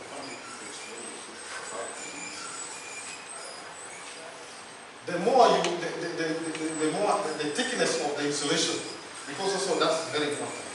How much insulation you put on the container also helps you to know how much. If you got thermoflask, where we use glass. Yes. The thermoflask has the vacuum. It's the vacuum seal. So you need a bigger size of the vacuum. Depending on the quantity of the, like you see, like in the other second objective, we have to use 15 centimeters of insulation. So depending on how much heat you want to store, it also gives you. Now you determine the amount of heat you want to store in the system. Yes, because the system, yes. For example, the amount of heat I want to store at, I want to store, say, the oil at 200 degrees. If you determine it, you find that you need a particular, because there is already a way you can determine how much heat, how much insulation you need. Because if you overdo the insulation, also it's a problem. Maybe somebody also thinking about using our maybe one like, why do you want to 200? Because at 200 degrees, like for example, if you want to store your heat at 200 degrees, you know that 200 degrees is sufficient enough for you to have enough energy in the oil to be conducted to cook it. Because if you're going to say something, you're going to cook by boiling, so the specific capacity of water is 4,000. You need more energy. 300 degrees is when you want to maybe start frying using oil, but the amount of energy you want to store in the system depends on the use that you're going to take.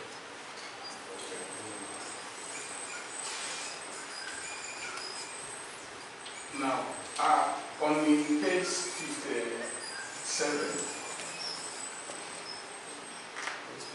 Yes. there are just the two setups. I think the explanation is not quite clear in the caption.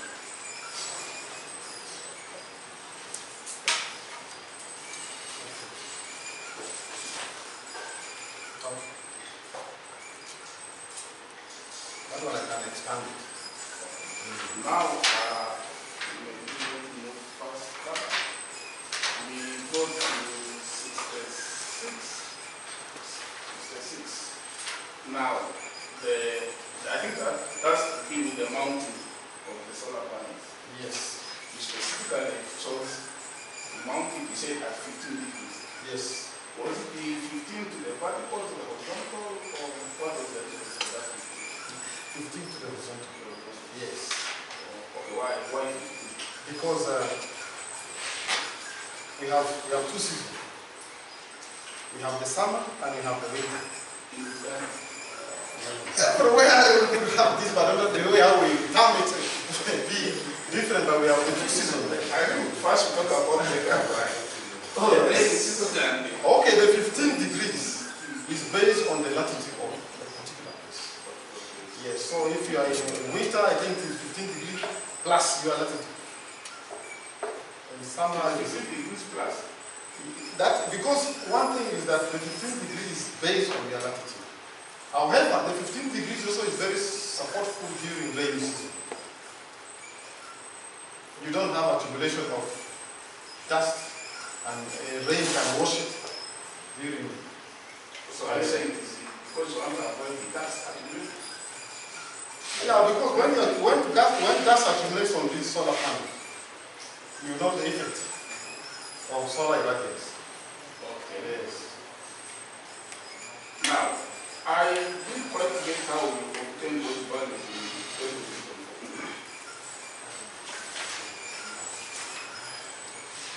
Table 3.0. So when my time is over, you get to know just stop. 3.0, this carry on. We have a delay, so we have enough time. 3.0.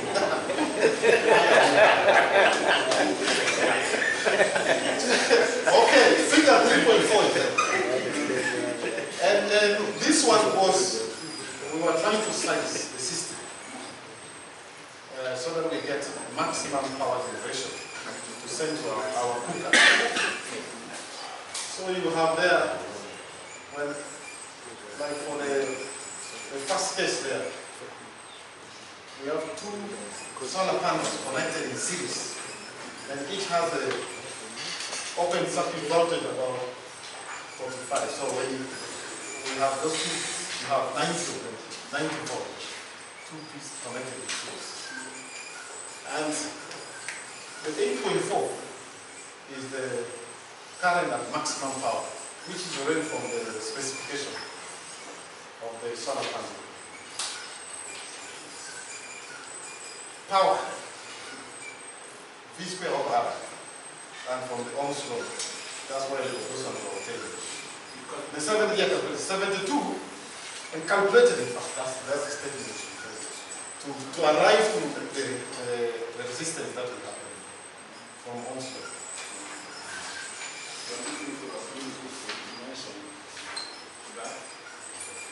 Okay, I will now. You were able to determine void fraction. Yes. Of 0.42. Yes. Maybe someone will want to know how to do If you want to determine the void fraction of the so solid. if I want. Okay, so this was done by first of all picking a sample of the rock pebbles, simple metal, pack them in a container of known volume and shape. Then you can now add the fluid, which is oil, to the system.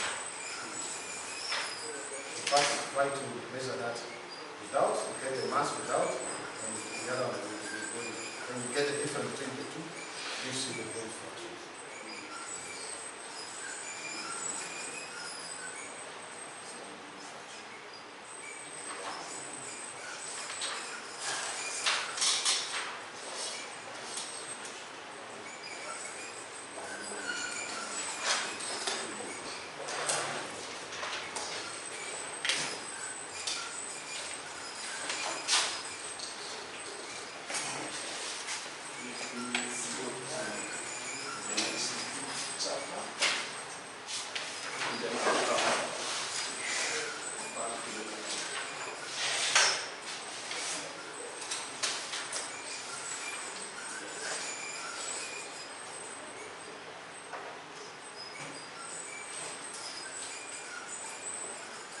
Now, let's start with what you have shown. This was open, this is also in your slide. But for the interest of the also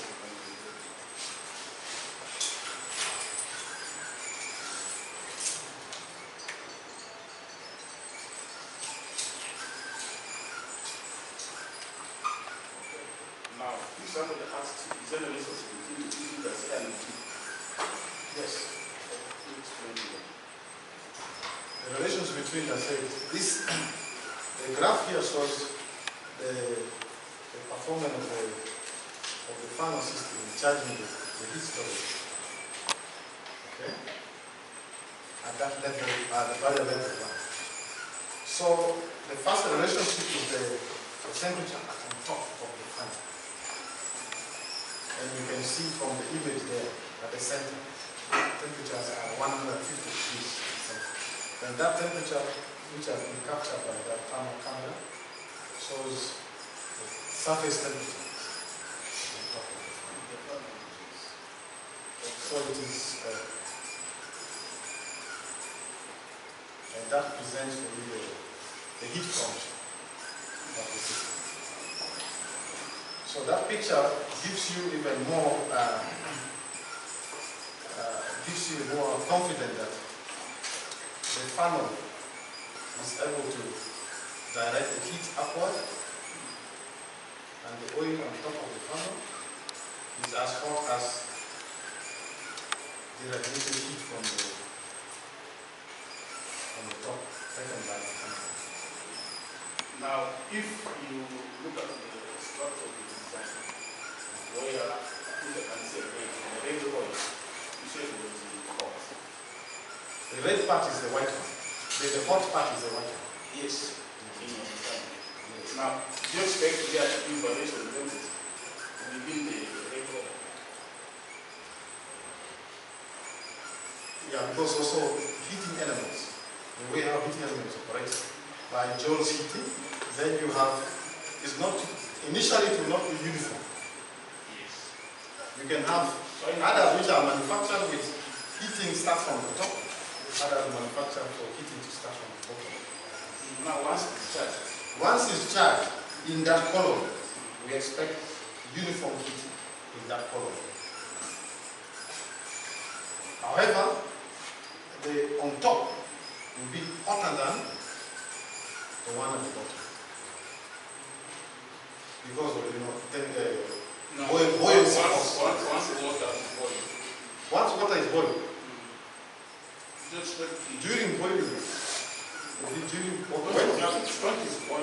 when it is boiling, still, if you put temperature sensors at the bottom, in the middle, at the top, there is variation. Temperature sensors. you check that in the sense whether the brightness of the maybe you can look at that. Now, the explanation of that figure L, if you look at, now you have three graphs. The red one is for the top. Okay? Now, after the recommendation, we need to from the results of those figures. Okay. Now, can you explain each of those ones? Each of the lines. The graphs. The green graph here, the profile here shows the red one is on top, the black one is midway, the black and the green are midway, temperature which are midway. Because remember, thermocouples have been arranged about 4 centimeters equidistant on the height of the heat storage. So when charging starts, temperatures on top, you can see here that because you are charging in that very column, the red zone which I told you earlier, you have high temperatures in the funnel first. But these other profiles are inside the tank. They are inside the tank. And liquids from bottom to top.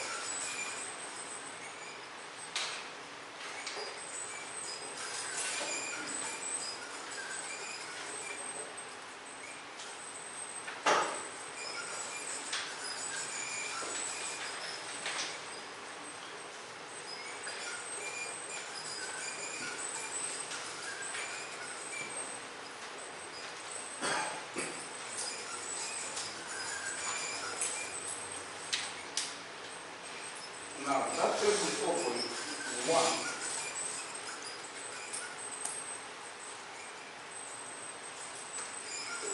yeah, I think you may need to clearly explain those two cases. This one and Okay. this one. And sit down and see how You are tempted to do that so that's the first one case. okay. And in that case, it was really not clear for somebody to understand. Now, okay, now you compare your results with the Okello at 20, right? Yes. Now, if somebody wants to know if experiments are performed under the same condition,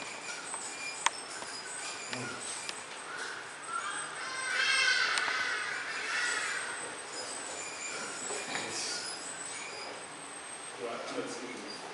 The experiments. Yes. These are the You want to compare and then this is on grid, and this is on soil. And two, the Okello system had 45 liters of grid.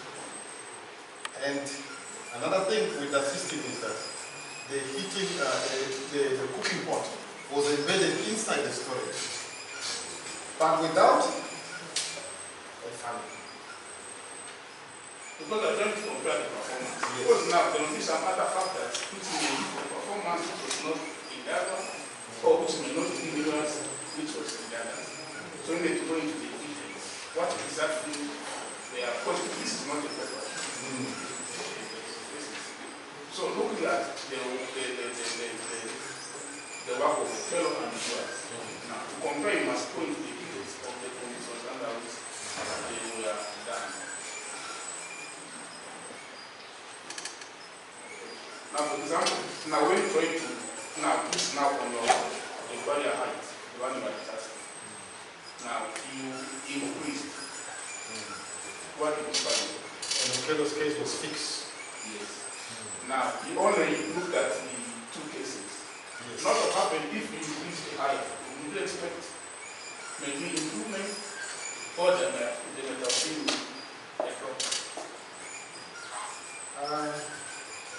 If you, like, the first two experiments shows that if you increase the height of the funnel, you can still get better. However, the system which was built had a limitation of how much is supposed to be increased in terms of the height which is available for increasing. However, if the conditions were favorable that this can be increased 4, 5, 6 times, we expect the temperatures to be a little much higher. But we were not expecting to go that because I told you we don't need to have challenges with overcharging. So I think now based on the two cases, we will not have a strong conclusion. Based on what you have said, you know what happens if you continue. Because the two experiments which we have done, I said predicts that it's possible to have a much higher temperatures as you increase the No, there's an indication, yes. but it will not be possible as it will be. Unless you perform what you improve that experiment. Now, figure 4.4.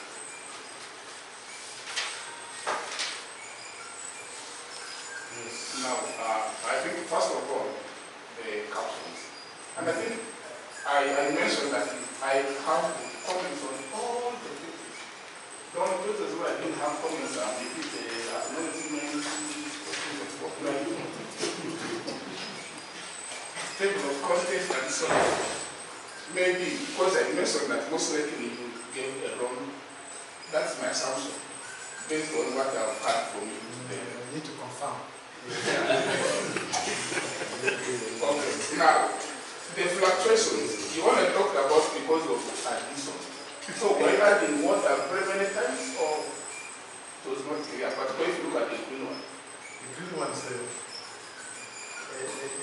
green one shows multiple water boiling tests. Each of those peaks shows individual water boiling tests. Okay. And I thought you had you are charging while cooking. yes. But after boiling, after adding a load of say 1.5 liters into the cooking, and it has boiled up to it has boiled to 100 degrees or close to 100, you see, then that water is removed, and we introduce a new load at ambient temperature. That's why you see the drop there. So it was not maybe water, a continuous boiling of water. No, for this case, it's not continuous. However, you see where you see there are peaks which are flat, meaning there was prolonged, continuous water reached boiling point, and it was allowed to continue for a longer time. However, these are discrete tests for each 1.5. What about the what you call the top? The top is continuous. The top for the temperature at the top is continuous. Now there are some slight. Yeah, those drops are as a result. Because remember, this pot sits on top of the heat storage, the funnel. So as you add cold water or water at ambient temperature, you expect a drop on top of this. Okay.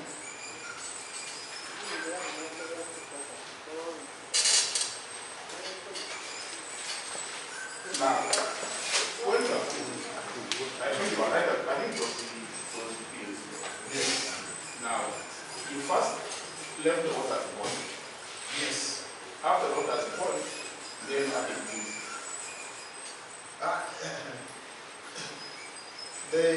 The test, that one was not done in this watch that way.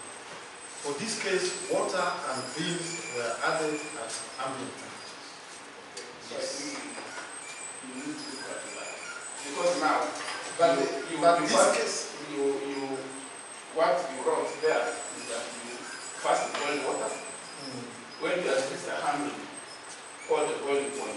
Then that's when you add the beans. So I was wondering. I can check that.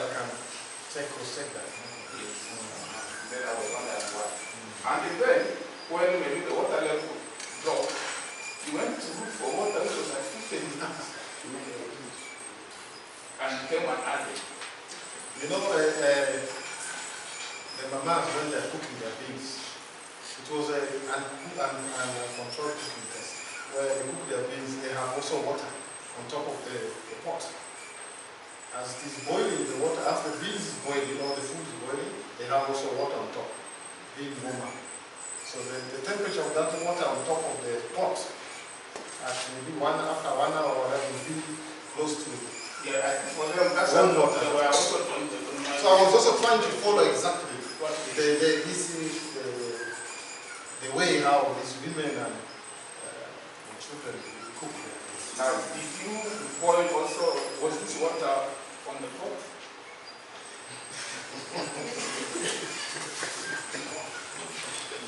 That condition, now, addition of warm water in itself So it's the same thing. I've added warm water. They will also add warm water. Okay. But I think for them they are trying to do the same sauce. Yes. However, it was possible to do it. Yes. Yes. Because now, of course, where we come, I think they're going to mingle. Yes. So that one they're going to We use for mingling. so that economize. Yes. I think they're also using some knowledge there. Yes. Now, you said your systems are affordable.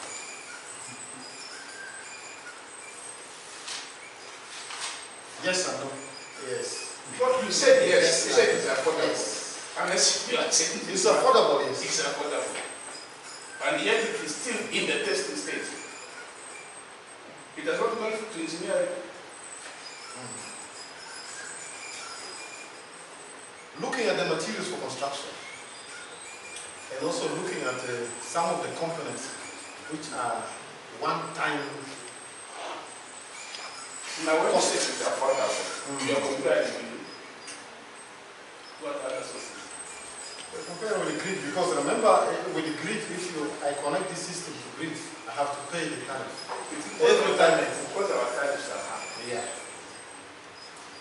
Okay, now it comes to tariff, it depends on where you are. Yes. Now, for example, for us in West Nile, we pay higher tariff than people here. The rest of the country, we pay higher tariff. Because you use less. Not because we use less. Yes.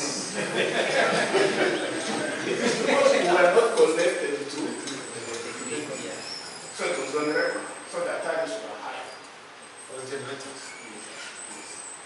So now you not to bring in the issue of time to arrive at you need to do a cost analysis, and I think that's all of it done after the engineering. But okay. Now, somewhere you chose a date which was, I think you said, rainy and cloudy. Was it a coincidence or you are waiting for that particular? Like you see, the last 2 months, we had a lot of heat waves, and everybody's complaining, a lot of heat waves, too much sun. But I was happy at the Department of Physics because I was able to continue boiling and cooking my system. Because my system now for this case, I did not choose anything. But I have a, yeah, it was, that's a instantaneous. When you wanted to do experiment. I was doing my experiment continuously, and that day, of course, to show you also that this system is able to run under certain conditions. A lot of experiments, I've done so many experiments. Only this was to report to you some of those difficult situations where the system can still resilience. Were you happy about the heat wave because of your system? Yeah, I was very happy because my system came on. If you continue for a longer time, where will you get the beans? The beans to cook. Yes. There are regions where we have no. So this was in Kampala, I don't know. It was everywhere. Yes. It was everywhere. Okay. Now, that figure 4.11, I think that's an explanation. I know if I should ask you or you how to look at it. Okay. Not very, very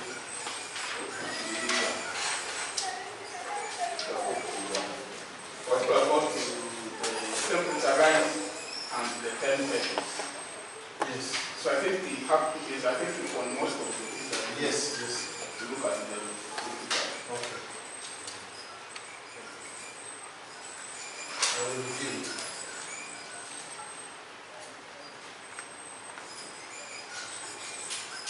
yeah, the number of those ones which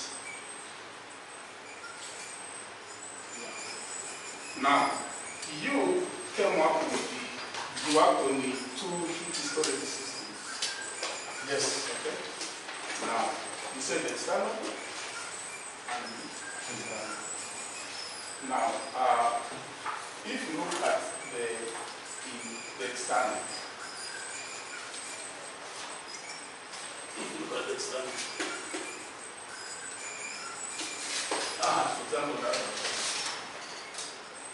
Why is it called that? Okay, why is the oil that's supplies the source of heat for cooking? That's fascinating. It is good. Figure 8. The oil is at It's in that funnel. it's in that funnel H where you see the So that's the oil that we use for cooking. because that oil it is inside there. Confined there is in contact with the cooking pot. Okay. And then for the internal. For the internal, this funnel here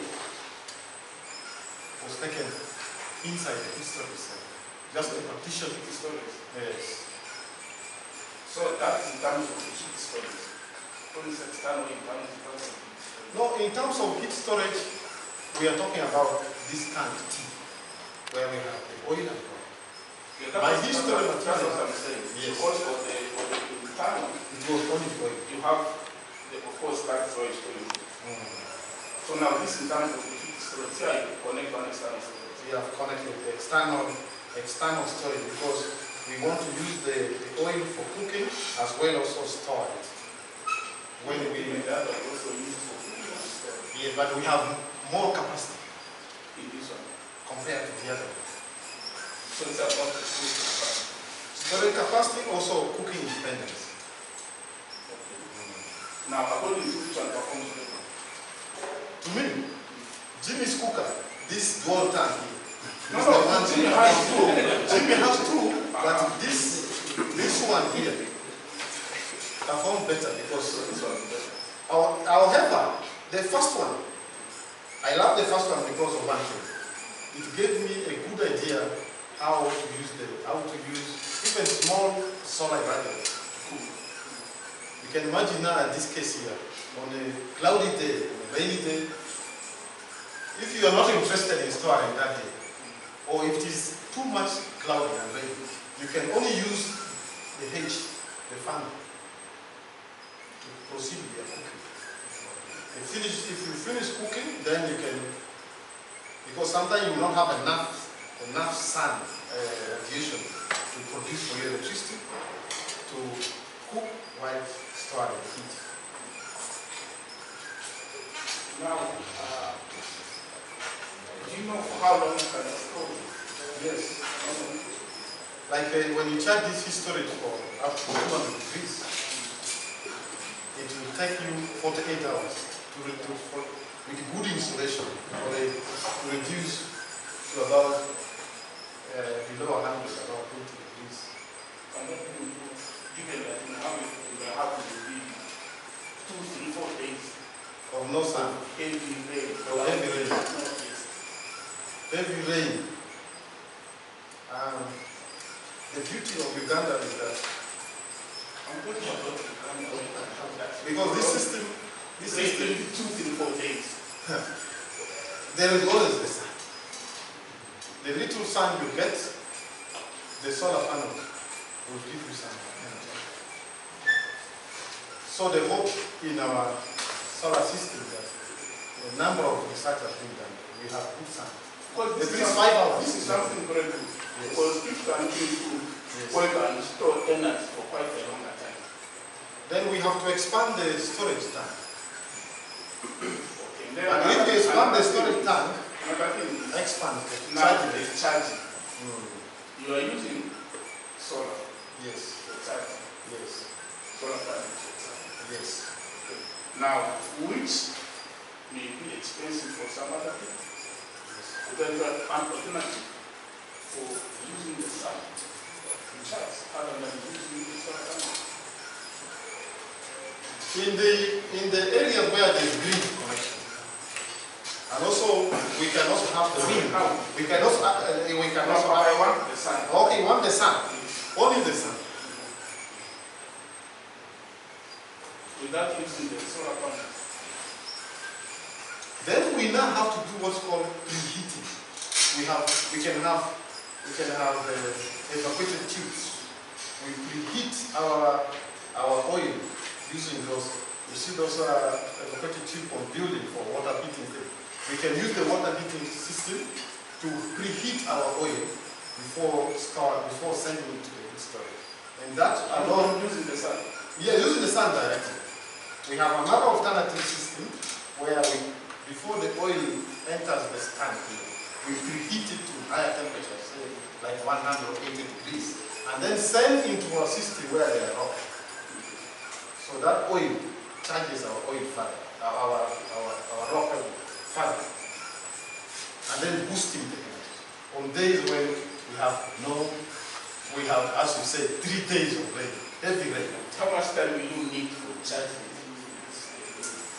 The time you need for charging the whole tank. If you want to charge this tank to uniformly 200 degrees, you will need like 8 hours plus on a good day. On a bad day, yes, using the solar system. Okay. Now, what is the take home from your study?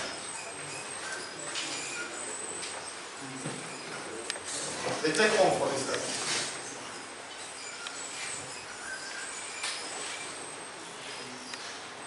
is that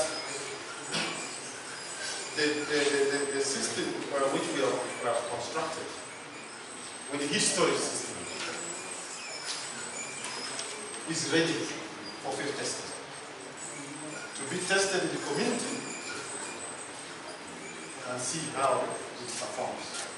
Then later after that, then social aspect and economic analysis, payback situation, commercialization can be taken.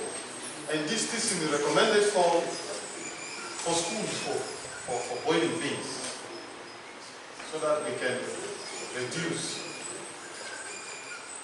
the pressure on our environment. Thank you so much. Okay, thank you very much. Jimmy, Chair, I think I'll stop there. Thank you. Thank you very much. Professor Joe, I'm very wishing the work that has been conducted. Thank you so much for making time and effort to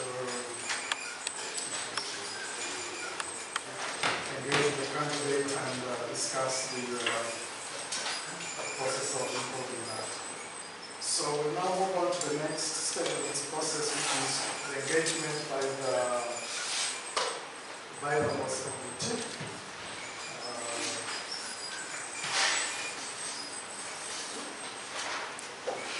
And before the technical committee come on board, I have 2 sets of comments. General comments that should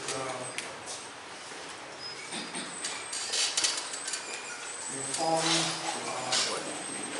the writer that meets our requirements, and then a couple of comments as a listener on the other side. So,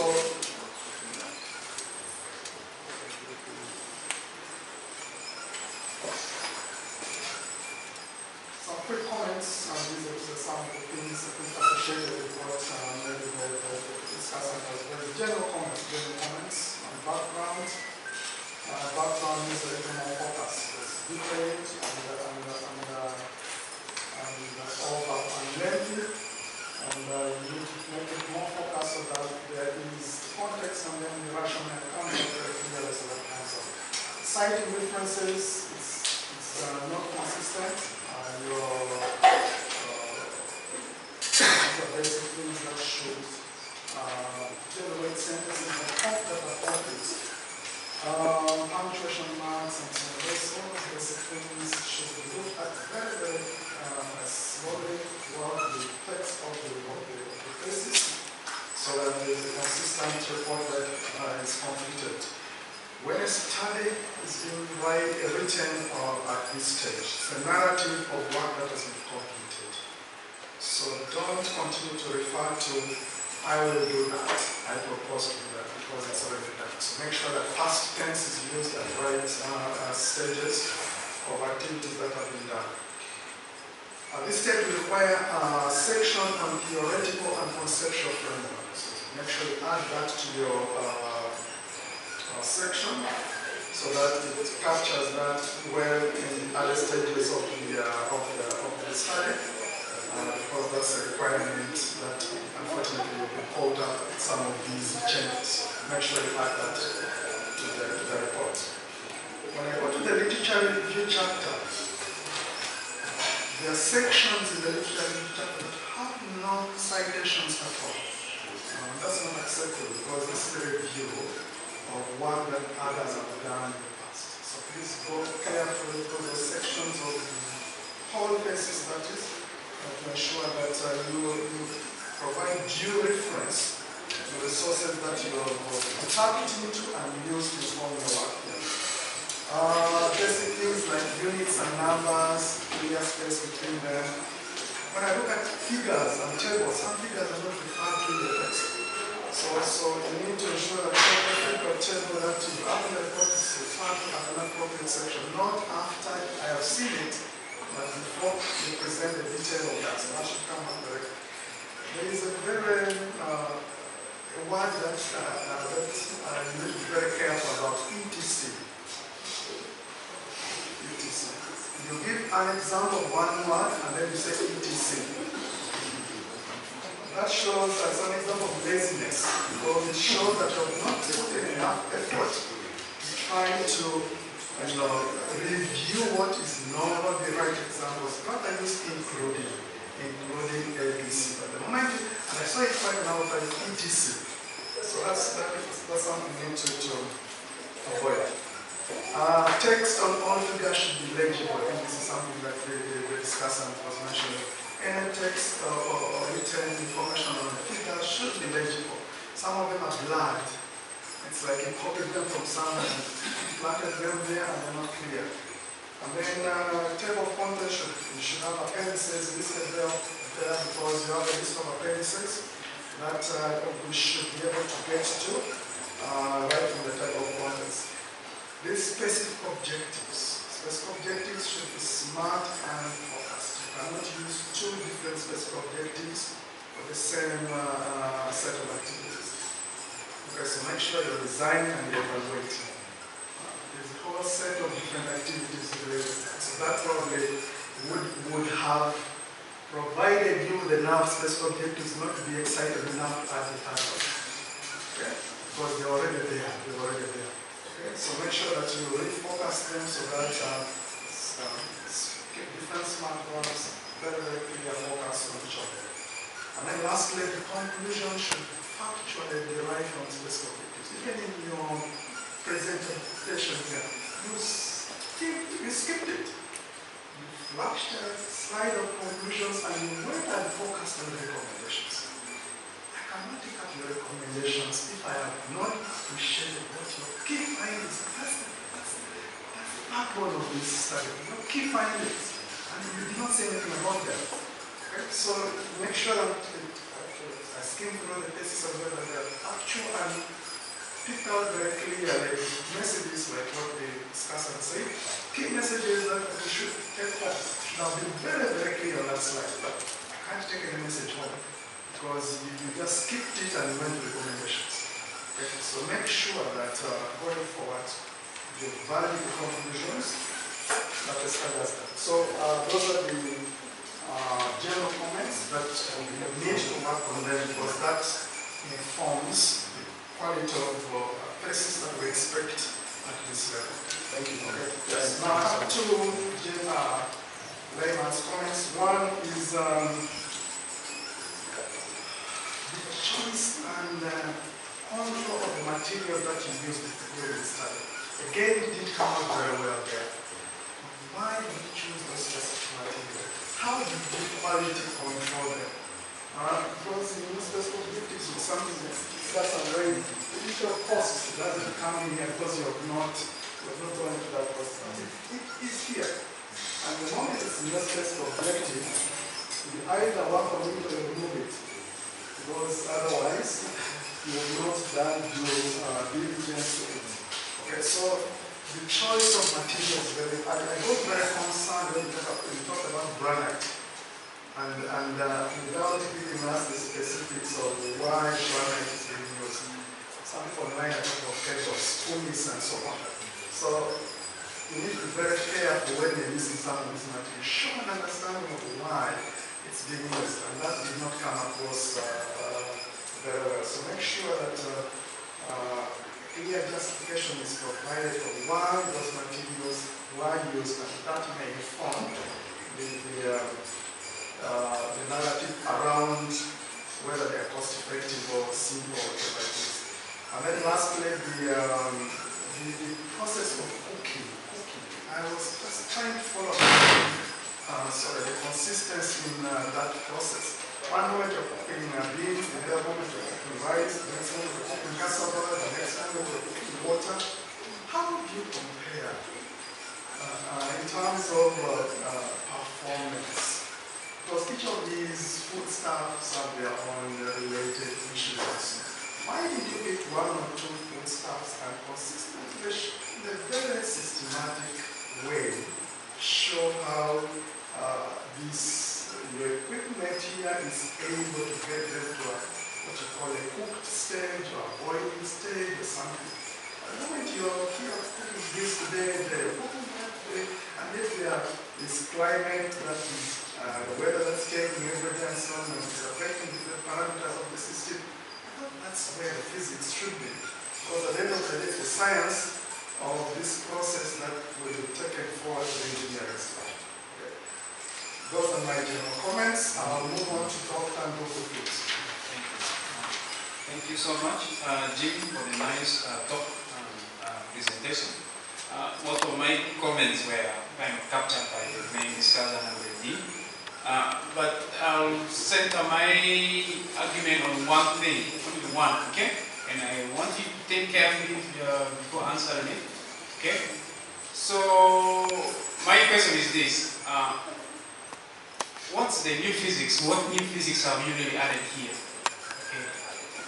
Or how can you differentiate, okay, your PhD proposal from PhD proposal in engineering? I've really failed to convince myself to see it, so if you can convince me, I'll be very happy. This is the only question I have. Thank you.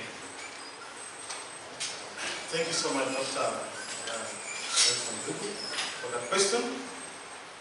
Yes, in this study, we know physics is the study of matter in relation to energy.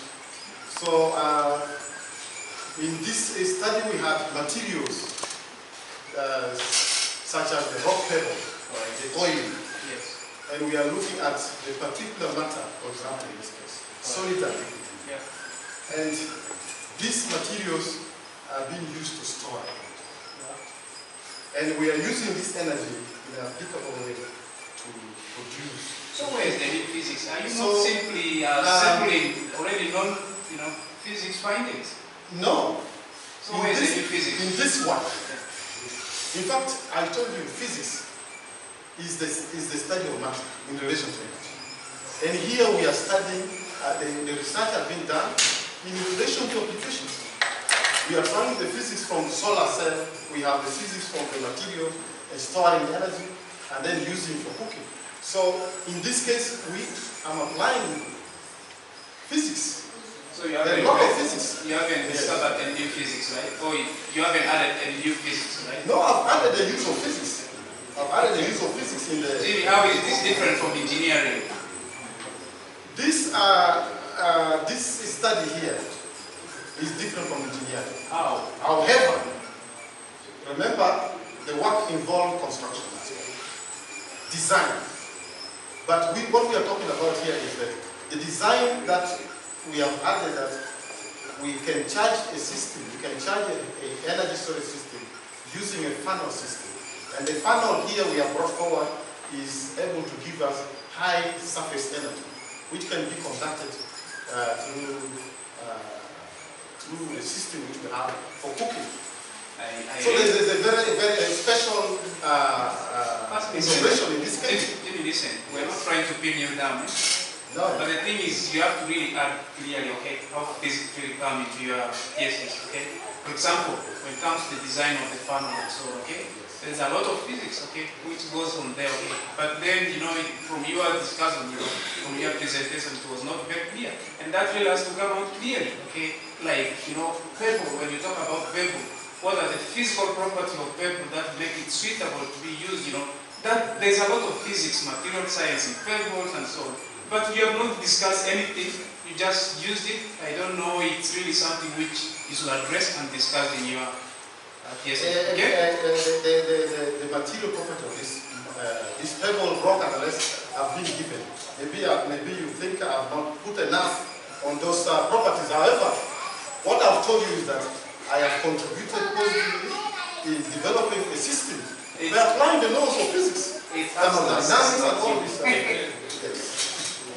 Mr. Chaciga, Yes. this committee is there to enrich where issues are lacking, take note of it, and then embrace it and use it. Thank you. Okay. Dr. Rowe. Yes, thank you very much, the Chair. Jimmy, also for your presentation. I would like to thank the discussant and also Professor Irwa for making our work much easier. Jimmy, unfortunately, I was not able to read through the dissertation because I was not one of the examiners. But based on the presentation you have given this morning, and also the interaction with the discussion, I'm able to inquire also a few things. This is based on, the first question is based on basic physics. Around slide 11 of that there, you showed some diagram and said energy is transferred to the food by conduction. So I was wondering whether you were doing roasting of food or you were cooking food. Were you roasting or cooking? In that slide, Yes. I talked about that when you heat the oil in the funnel, the cooking pot is in contact with the hot oil. Mm-hmm. The oil transfers energy through the walls of the bottom of the pot by conduction to the cooking. Yes, but you are saying to the food. The food is not the cooking pot. Okay. Okay. Yeah, Yes. it's fine. So I would love to either two processes. Okay, there. it's fine. Yes, both conduction and convection, because that water, Yes. which you are using. It's by Yes, conduction. yes. So otherwise it would have been roasting of food, not cooking. Then the other thing is, well, this may not be science, but it is also science.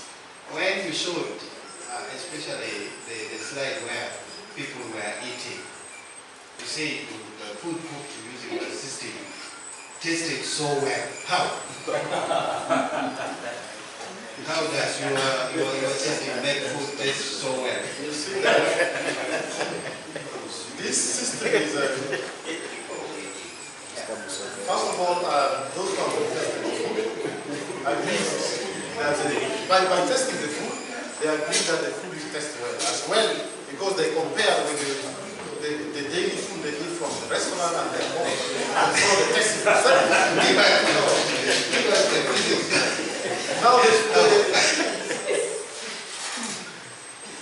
now how does your system make the food taste so well? Thank you. I like it. This system prepares the food. First of all, without smoke. There is no smoke. We have no open fire for the system. And the processes which involve like conduction and convection in boiling food. Because first of all, if you use water to boil your food, you are using the moist method of preparing your food. So you expect it to have the taste which is demanded, because first of all, you have not denatured the food which is in the cooking pot. You have cooked at a phenomenal temperature and boiling at 100 degrees C.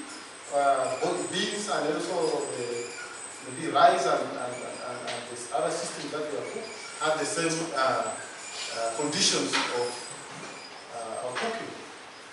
Yes, those are some of the statements that mean some of the explanations that have to follow your statement. Because when you make a plan, yes, I wasn't convinced. Then, yes, I think I didn't agree with your definition of void fraction. Yeah, it was a volume difference, not a void fraction. Because a fraction has to be a ratio. Yes, it should have been, but 0.4 is 1 out of it. Maybe when you asked, when you define, I didn't agree that it was a void fraction. It was a difference between two volumes, and that is not a fraction. So maybe you need to readjust that one a little bit. Then maybe the final thing I would say, which is a bit is you see, when people are cooking in the village, they kind of try to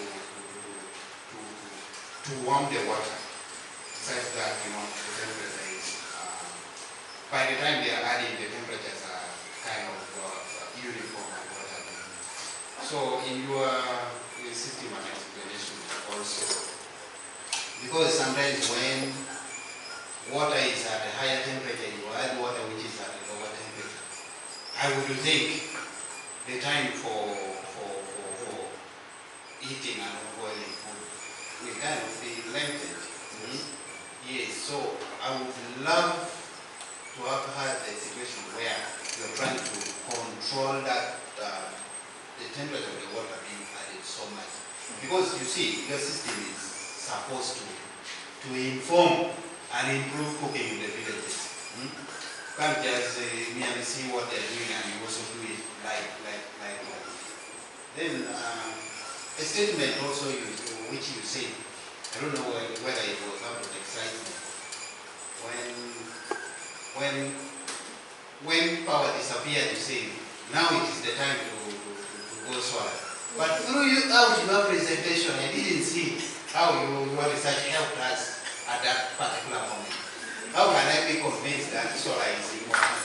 Because we have to move from chemistry to mathematics to another college altogether. We are not in the College of Natural Sciences now.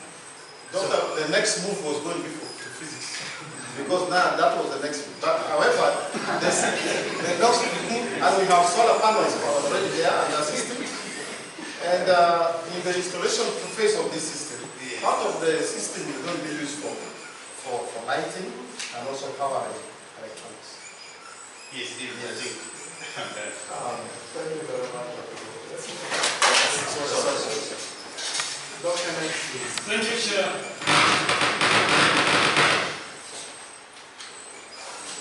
Thank you, Jimmy, for the work. The research experience you have gone through is interesting. And that you are sitting here today, you are also able to improve that understanding of what you went through. And I want to focus myself to the aspect of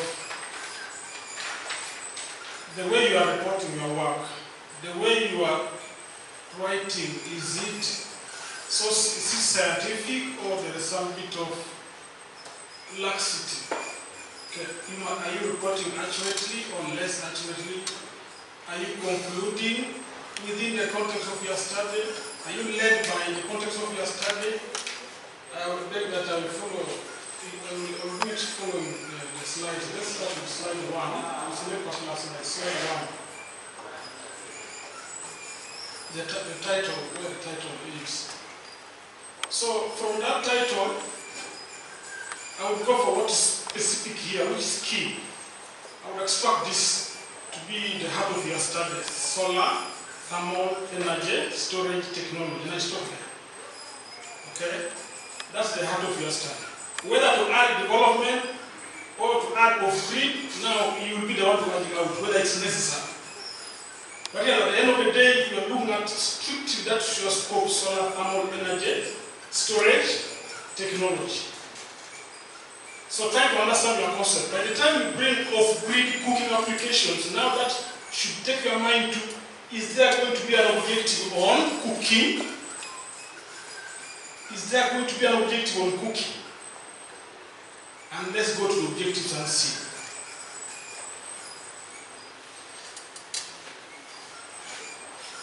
So if you read through the specific objectives, you notice that it looks like there is no mention of cooking. The first one talks about design and optimizing. Okay? For internal cooker and so on. The second one also talks about just a cooker. There is no aspect of cooking. The last one now, as you consider that you just have extra material to add there. So I'm trying to link your objectives to your idea. So that whatever you add to the title should have a link up to the what? Objective. So earlier there was an appeal. Do you need of green application of cooking? Do you need? Then the bargain will come down here. If you don't have an objective talking about cooking here, then probably you have to rethink. Okay? And then two, I would like to address those objectives and the third one missing from them. Assume it's not there. I just think that your objectives are heavily packed. And so, like the chair observed, the objectives, one objective could actually be two objectives. Because there is the aspect of, first of all, the choice of language, you have to report very well. Let's look at objective one. We are saying, okay, let's begin from the main objective to develop. And you know what you're developing, I already emphasized earlier. Then when you come to the first objective, you are twisting your language. You are going to design and optimize. Then go to the second objective. You are using design and evaluate. Do you see the similarities? Okay? But my understanding is that the first part you want to design or develop a single tank cooker, right? For some storage and so on cooker. And then the second stage you are developing a dual what? Tank. So you try to use the language that fits, don't keep a sliding off. So if that's the language to use to develop the first one, a singles tank, common storage and blah blah, then that aspect of developing alone takes a particular line of methods. And it's a heavy activity. Much as in the results or in the methods you could appear to rush over it, but it's a lot of activity. So that you have formed an objective on its own. And once you feel you have designed the unit, you first have the initial test whether it's working. Can it give you varying temperatures? If it is working, then you roll it out to now evaluate. And that will take you to objective, and a different objective, and evaluation.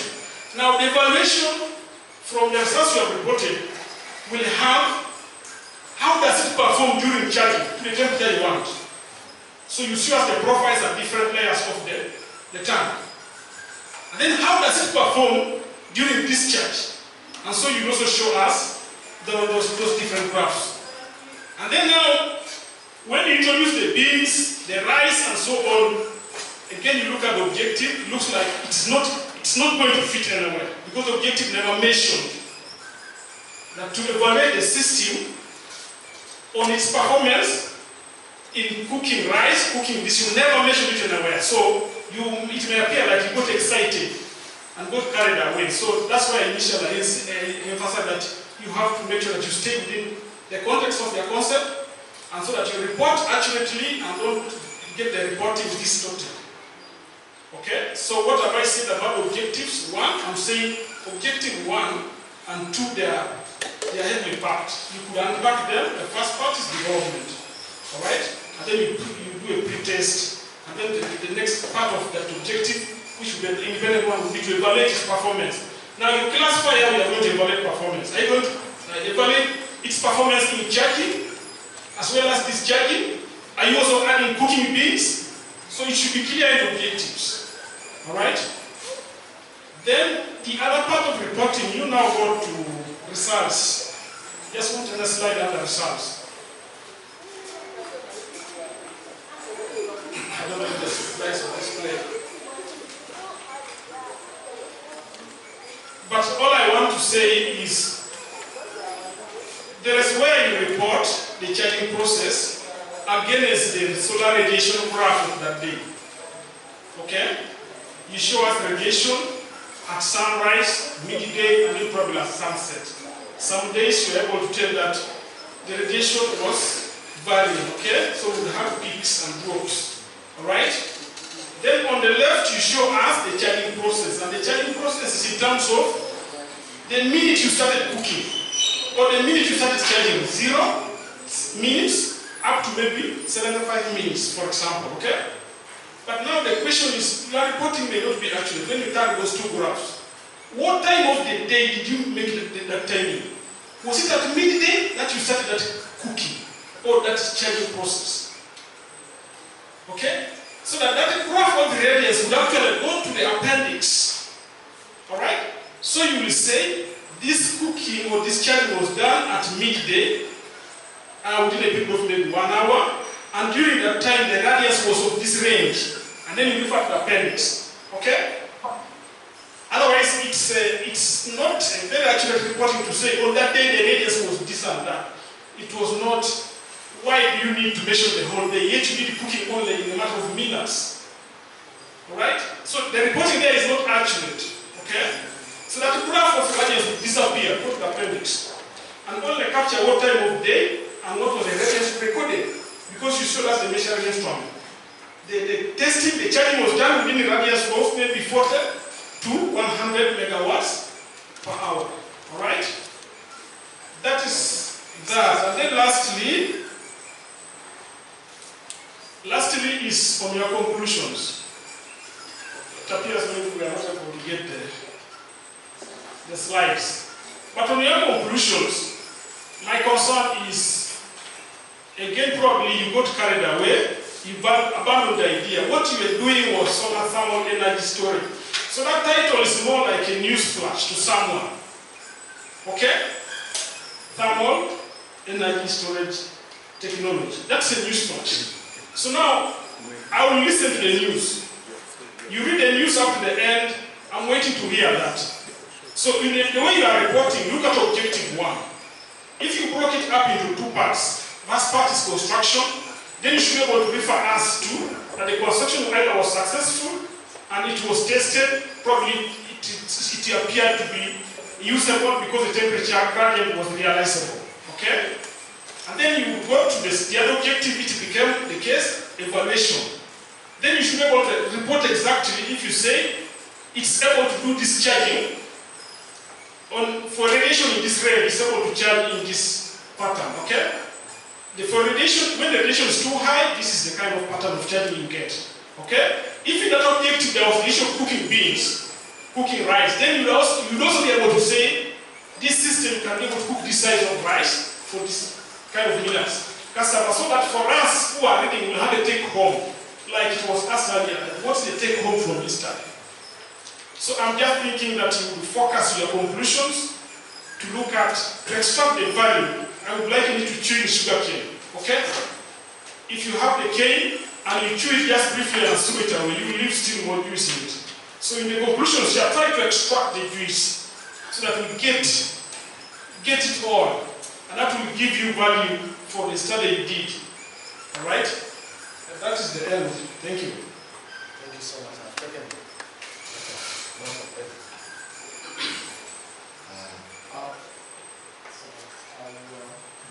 Yes, I've taken the last comments. Yes.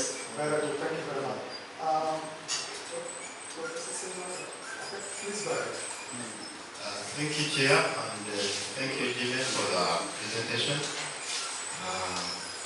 I had so many things to ask, but the discussant and my colleagues have asked some and we have listened to them.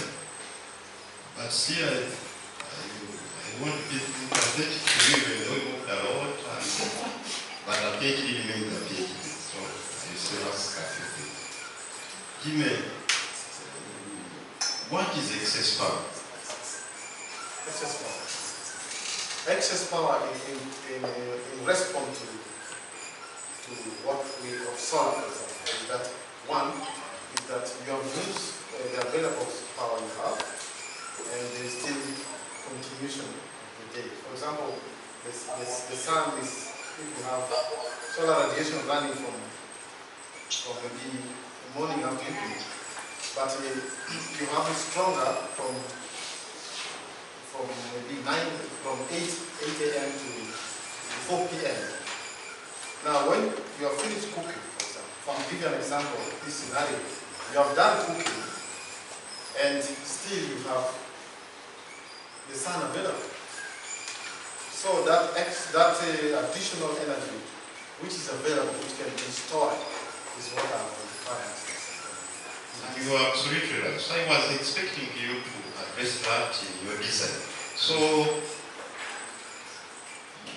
how long does it take for your system to charge? For the small system, it takes like 2 hours to charge fully. So I have the sun. I have the sun. The system has fully charged. Yes. I still have the solar panels, and I have still there. Yes. So what are you going to do with this power? Yes. And that is why this work was done, because you can now have your energy available. You start using the energy, and you're finished cooking. You're done charging. You have to discharge. If you cannot discharge at that particular time, you have the flexibility to discharge later on, and any time which you are free. However, why I asked that, I was expecting you to maybe mention that this system you could even connect it maybe to batteries. That if you're done with cooking, the system is fully charged, then it could be a way, instead of just wasting this energy, then probably it could be able to charge batteries, and maybe somebody could use it for lighting. Because you have the solar panels, you've done cooking, then... Yeah. Currently, for this work, we wanted to store energy, heat energy. However, that suggestion is very, very... No, I just missed it in your future. Yes, yeah. This is very important. We can use it we can store extra for doing that. But that means we have to, again, resize the system. Originally, we were supposed to be 9 panels, and I've used 6. With the 9 panel, the simulation shows that you can add on other loads when you install. Another thing is, you know there is a reason why natural scientists are poor. You know that? Actually, that's the reason why actually government is bringing the entrepreneurship in pressure. So, I've seen many of you of course you get your PhD, I'm not sure about my PhD, you have published work. Then what? Have you copyrighted this design? Don't you think a Chinese might land on your paper, then he copyrights it and starts fabricating these systems before you can think about it, or you can even tell you not to use anything because it's copyrighted there? Have you thought about that? Professor, we have thought about that, and we are in the process with our team to see that part of the system is registered, and also with time we are going to apply for a patent. And another is your objective thing, maybe it's due to movement and disturbance. People have convinced you it's irrelevant. Maybe you could keep it up, and I don't think so. Why do you think you needed to log these values? Because somebody told us there is a level you need to charge this oil and the papers. So what happens if, for example, Senyoga is cooking, is not at site? Don't you think this will burn and destroy everything? Probably, don't you think this data logger you are designing will help you design a sensor which could detect that the system is fully charged, then switch off? Yes, Professor, it's very good for remote monitoring. That's why I think the designing of the Arduino data logger is key for such innovation, so that when you can install your system, then you can remotely monitor your system. Yeah, you was a bit disappointed, you know, we were being convinced that that objective. I know defense has its own challenge. No, Chair, we didn't say that objective is useless, but that doesn't add up to the aim of the study. Just like what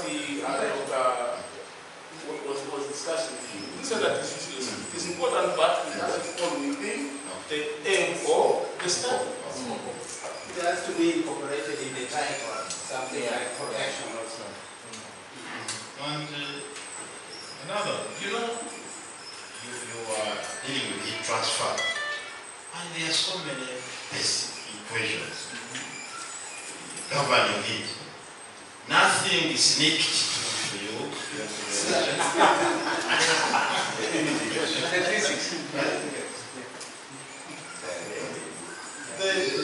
Give a setup.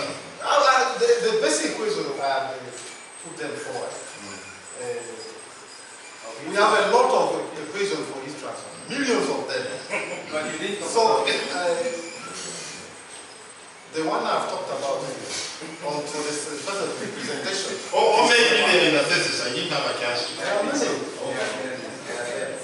And one last one. There is a myth of zero emission. People say we have a system. After this is what the person promoting electric cars. That zero emission, won't have a problem with the environment. But when you look at these materials you were using, they were fabricated somewhere. Don't you think they were some carbon emission in the process of production of those materials? And two, what are you going to do with the, how long can somebody use this oil, and what happens after that? Don't you think we will also affect the environment? Thank you. You can comment on Yes, on the lesson materials for the material science of the oil and gas, for example. LCA can still be studied. However, the material we have, the oil, for example, after use, it will become a used oil, not a waste oil. So that means it can be recycled and used for this kind of thing.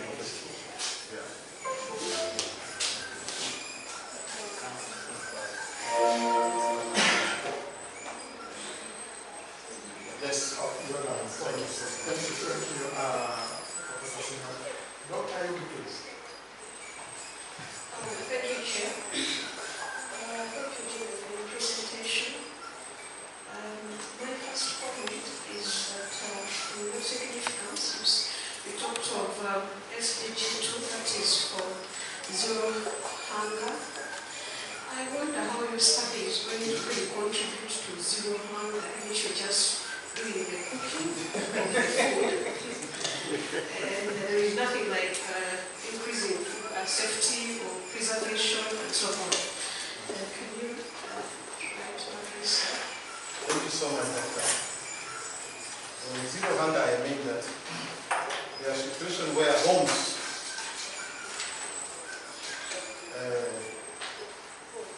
go hungry because of lack of fuel for cooking. There are situations in the home where homes in this country, they go hungry because of lack of fuel. Or even lack of fuel means, lack of food, fuel means you don't have enough.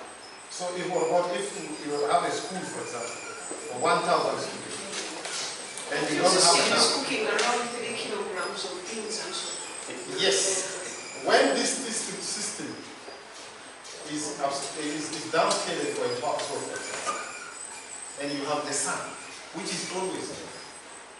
Possibility is there. There's no possibility of sleeping, and because you have the sun every day, you can cook from the system. We're looking at thermal energy storage. Yes. So you design a cooking system, okay? And it is cooking, not yet at large scales for us to say that you're doing some preservation of this food, but cooking around 3 kilograms, 1 kilogram. And you're talking of actually contributing to zero hunger. Seriously, things that really contribute to that SDG, they have nothing to do with the cooking. They have, because 3 kilograms of beans. okay, the quantity here it looks very small, but very significant. In a home, 1 kilogram of beans can serve up to 5 people. So as soon as you have stored your energy on the day, and in the evening you have energy which can be retrieved from the heat storage. You can cook and people eat. Your family eats. If this system is sized already for a household. However, on a large scale, if the system is developed and then distributed all over, we can contribute globally on zero hunger. Yes. Maybe my next comment is about dealing with the cooking. You have oil which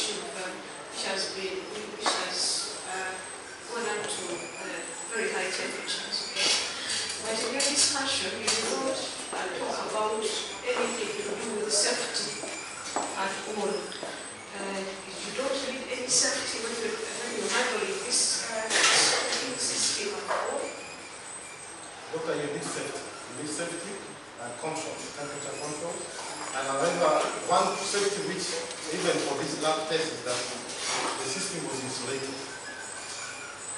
So there is no need of safety anywhere, including for you to include safety when someone is handling, using this system for cooking. No need of everything has been taken care of. When it is being rolled to the community or rolled to the field testing, a safety manual will give you what to do when you are using the system. And this is very important. And one of them will be a temperature switch. And the other one is going to be those other safety gears that will be required for someone who is using the system. However, as I told you, it's going to be like ordinary, the same other system like we have in the schools where you have insulation. All right. My last comment is about, of course, in the department there is a lot of work that has been done on tests. From your study, but nothing has gone to the community. Okay? So from your study, what policies could you at least maybe bring out to promote this type of cooking in Uganda? Of course, a lot of work has been done, but nothing is there in the community. Any policies that you can come up from your study? Since you're trying to address development goals and yeah, the system is of course tested in the laboratory for now. To have an effective policy guide and also policy statement, we need to field test this system. And that is when the community or the institutions, the governments and the rest will know that there is a system which is of this kind and is available for use.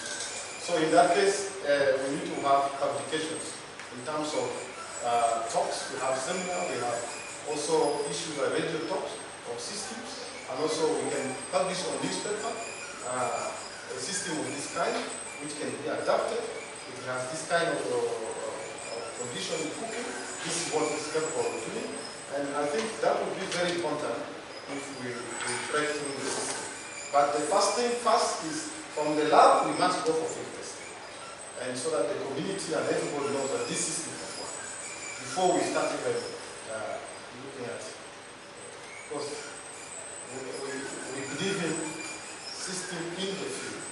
And then from the field, it can come out, yeah, this is the thing, which is going this and that. And I think that will be the way forward.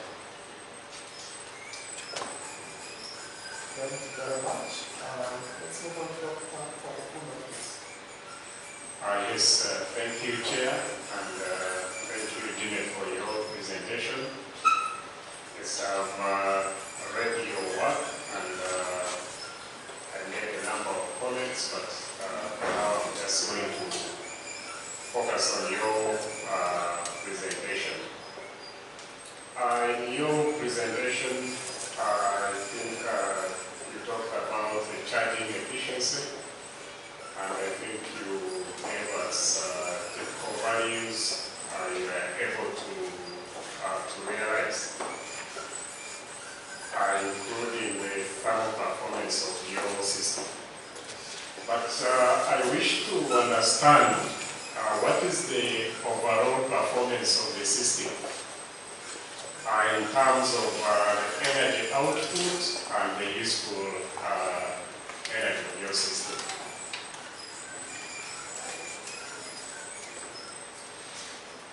Currently, on the system, what I'm determining is the charging efficiency, but the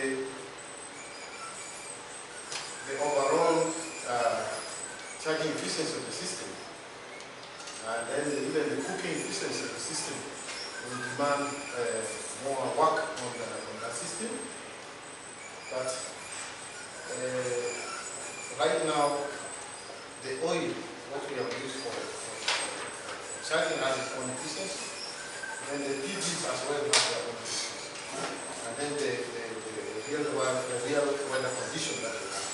So for this case, we still I have to get first of all the specific charging efficiency of the panel system in charging the system. but not the overall cooking or charging.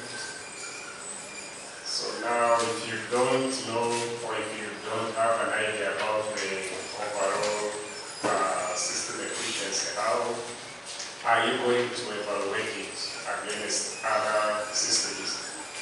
Why I'm asking this is the fact that you are not generally storing thermal energy directly from the sun. You are converting it into electricity, and then it's actually the electricity you are now storing in the form of heat. Now I'm looking at the situation where we use batteries to store electrical energy from the sun. Now I'm thinking, if now instead of using the electrical energy I've generated using my panels, instead of now first using it to charge your thermal system, why can't I send this to the batteries, and then now from the batteries, maybe through an inverter within a DC heating, I can directly now use it. Because now with my batteries as a storage, then I will also not be, or I will be able to solve the issue of intermittence which you talked about. Yes, Doctor, thank you so much for that concern. Part of it I'm going to take, but however, when you have integration of all those, the battery, you need additional components. You need the inverters, you need other additional components. So you're going to increase the cost of this. This one is to reduce the cost of the system. That's why the battery system has been removed. The commercial battery system has been removed. Inverters have been removed from the system so that we can make this system affordable. So and also on batteries, remember, cooking is energy intensive. So it will, unless you have huge battery bank, the battery will be drained. So have you done any financial assessment of the system to compare whether this is likely to be to lead to cost reduction in terms of storage options? The cost of the storage, like the rock bed, is almost very little money. The rocks are very little money.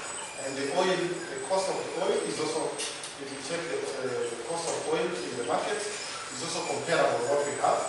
So the cost of the history is much, much lower. However, I told you, we have we need to do the cost-benefit analysis of the system, which has not been done yet. Okay, thank you. I don't know whether you are able to go back to your slides. Yes. Particularly, I was interested in slide 33.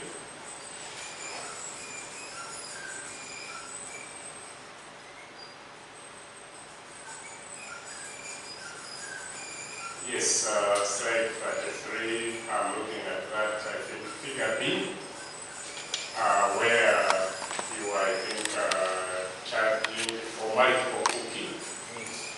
And you mentioned that the red curve particularly indicates that's right at the top of the panel. And you mentioned that the pot is in contact with oil right at the top. And now when I look at the cooking pattern, the green curve, I see a king, which I interpreted as maybe now you are adding in water if you are cooking water.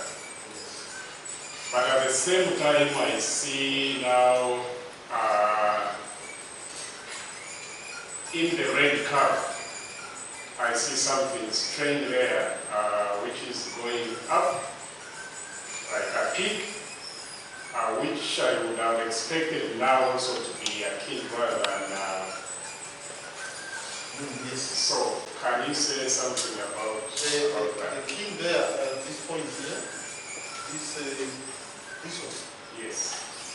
This is that result. So remember, we are using the energy at this time, and then we have removed the load. The deep depression here, so we have removed the load. And therefore, we expect the temperature on top to rise a bit before, during that time of addition of the new load. So if the charging is uniform, is constant, just removing the load, then increases the temperature. We have removed the load and given a new load there. The beams have been introduced to the system. In that process, as we are charging, we expect that this temperature on top to rise up because of this gain in the temperature from the top in this case. Because we have removed the energy. I would expect that given that now you are adding in cold water, yes, we are then adding it would immediately have a significant impact, actually bring it a bit lower than what it was. Yes. Before you even remove that. Yeah, because that one is when we have removed the already boiled water and adding now cold water at ambient temperature. So you expect at that time when that temperature is going or water increases with beams, you expect that to have an increase. Yeah, possibly maybe you need to think a little bit about that. Yes, thank you, Chair. That's all right. Thank you very much for the argument. Now, not wasting more time, let's move on to the wider public. Any comments from Dr. Chaciga? Yes, Chair, I'll be very fast. I'm the community TRS member around. Thank you for coming. Okay, so thanks, Jimmy, for the presentation and fight so far. But just before you get to the PhD, I have some questions here. Yeah, he's likely to get it. So, they are very few and very simple.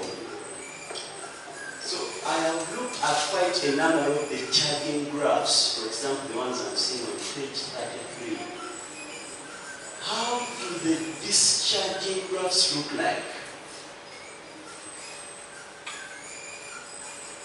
Okay. How come they are different from the charging ones? How come they are different? Please, would you give some reasons why? During the charging, we are supplying power. We are supplying power. So we expect the temperature profile to rise because there is a conversion of energy. And during discharge, we have removed the power source. And now we are discharging, we are removing, we are extracting heat from the storage, right from the top where the cooking pot is. The energy is now transferred from the oil to the cooking pot where we have our food. So we expect a decrease during this process. Have you heard of a phenomenon called hysteresis? Hysteresis is hard. Would you please explain that in respect to what we are seeing? Remember, the loss we get here from the top of the storage is we have the hysteresis happens right up on the point where you have energy transfer from the top of the tank, which has the hot oil. You can see from that the red pot here, for example. Introduction of the cooking load, which is in the pot here. At this particular point, extract heat from the pot instantaneously. And as you continue, as the oil continues to see, the problem is go back to slide 33. 33. Showing where physics is actually lost. You saw that graph. As the curves go, they tend to show a peak. Meaning you reach some extent where even if you continue charging, you're not really increasing temperatures. I would have expected that same thing at the point of discharge. Why? You have kept there a lot of energy, and that is the essence of the word charging. And so you're going to start drawing up from that, but then it shouldn't go down because you actually have excess. I don't seem to see that on the discharge curves. In fact, on the discharge curve, you don't have excess. You have excess only during discharge or during charging, because you have the support of the heating element and you have the support from the heat storage. No, sir, I actually disagree. If I charge the system for, say, 30 minutes, and I'm like, it takes in energy and it keeps it there. Maybe, say, 100 watts. And then I start drawing from the 100 watts, maybe 2 of them at a time. Sincerely, I shouldn't just go down.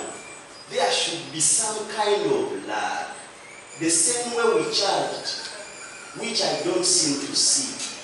Okay, now with this funnel system, when you look at the funnel system, when you introduce your load on the funnel, I told you from the beginning that the energy of the oil at the bottom is lost to cooking. Then we have that warm oil now, which sinks down along the column. And then you see that from this one, you can see that if you look at temperature profile at the bottom here. You see, Jimmy, here, you look at here, look at this temperature profile here.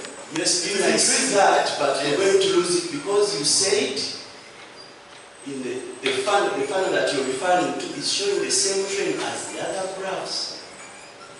So the same trend is followed everywhere, both in the funnel and outside of it. So whatever explanation you look at the trend is there, the graphs are there to see. They are all behaving the same way. They are all going down, there is nothing to that. The thing just goes down, according to me, exponentially. See this one here? No, I see a green, I see a blue. They are all having the same trend as the red. So your explanation should apply to everything, both in the funnel and out of the funnel. Yeah, because at that time we have already, the cooking pot is already sitting on the oil which has already expanded. So the top part of the, inside the funnel and even in the whole step, this was a single turn system. Yes. So we expect the top surface to reduce, to decay, as you see from the graph. Not in separate. However, as I told you, we have the funnel part of it, where warm oil sinks down to the bottom. And these are higher temperature compared to what is at the bottom. So that's why you see the temperature at the bottom is, it should have been decreasing, but you can see it is increasing, although at the rate. So Jimmy, let me spoil the party at the end. Now you realize you have a red curve which is definitely hotter than all the other curves. At least that trend is that one not is debatable. Yes. Yes, that is not debatable. Well, according to physics, our cooling curves should not really be falling on each other. Newton mentions in the 1600s that actually the rate of cooling should be much faster when you are at a hotter temperature to the ambience. Your graphs do not show that, sir. That is the physics that members have been looking for. How do you explain that? Now, if there are no answers, we can always go to the next one. Those curves presumes Newton's law. But this is forced cooling. This is it's forced cooling, yes. But at least Newton's law of cooling says it's all about excess temperature to the ambience. That is clear. So if red is hotter than green, it should go down much faster than green at discharge. I don't seem to see that. Red is hotter than the rest. Green. The rest of the rest. Okay, now we are on heat exchange, but this point is about heat exchange. This system works as a heat exchange during cooking. Yes. So now, as a heat exchanger, you expect the water and the the water inside the cooking pot is a lot. So you expect it to get the heat at the top through the container. So that's why the top part reduces faster. You can see that. But it isn't. It's what actually I'm looking for. That's why I want. No, go down. No, it is still up. You see, it is up, it is going down slowest. The ones that are going faster. Which one? For example, on the left. The red one's on top. Yeah, it is on top at this tag, and I'm saying it should be lower than all the others. It should be the other way. Newton's law of cooling, please. I think, Professor, this line here, the red one, is lower than the rest of the is lower than the rest of the dotted one, give me. The dotted one is in the heat storage. Heat storage, yes. And exactly that is the one I would really be looking for. I'm saying it is that stored heat that should go down much faster than the moment, because it is our only source. It is the source of energy now. But I think also like preventive noises. However, I don't know how you look at it, but really tell you that the heat storage, we have energy from the heat storage. And the funnel partition this thing, partition the storage into two.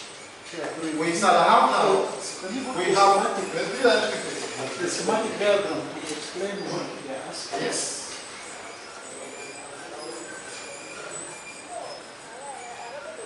Yes. So you see this from this system here. Just let's look at that. We have charged our heat storage, a single time system. We introduce load to extract the heat, which works as a heat exchanger. So we expect that the oil here loses its energy faster. It is on top. That's why the one you see which has lost its energy very fast. However, there is a lot of energy still here. This hot oil here, this one remains hot because it's hotter than the bottom.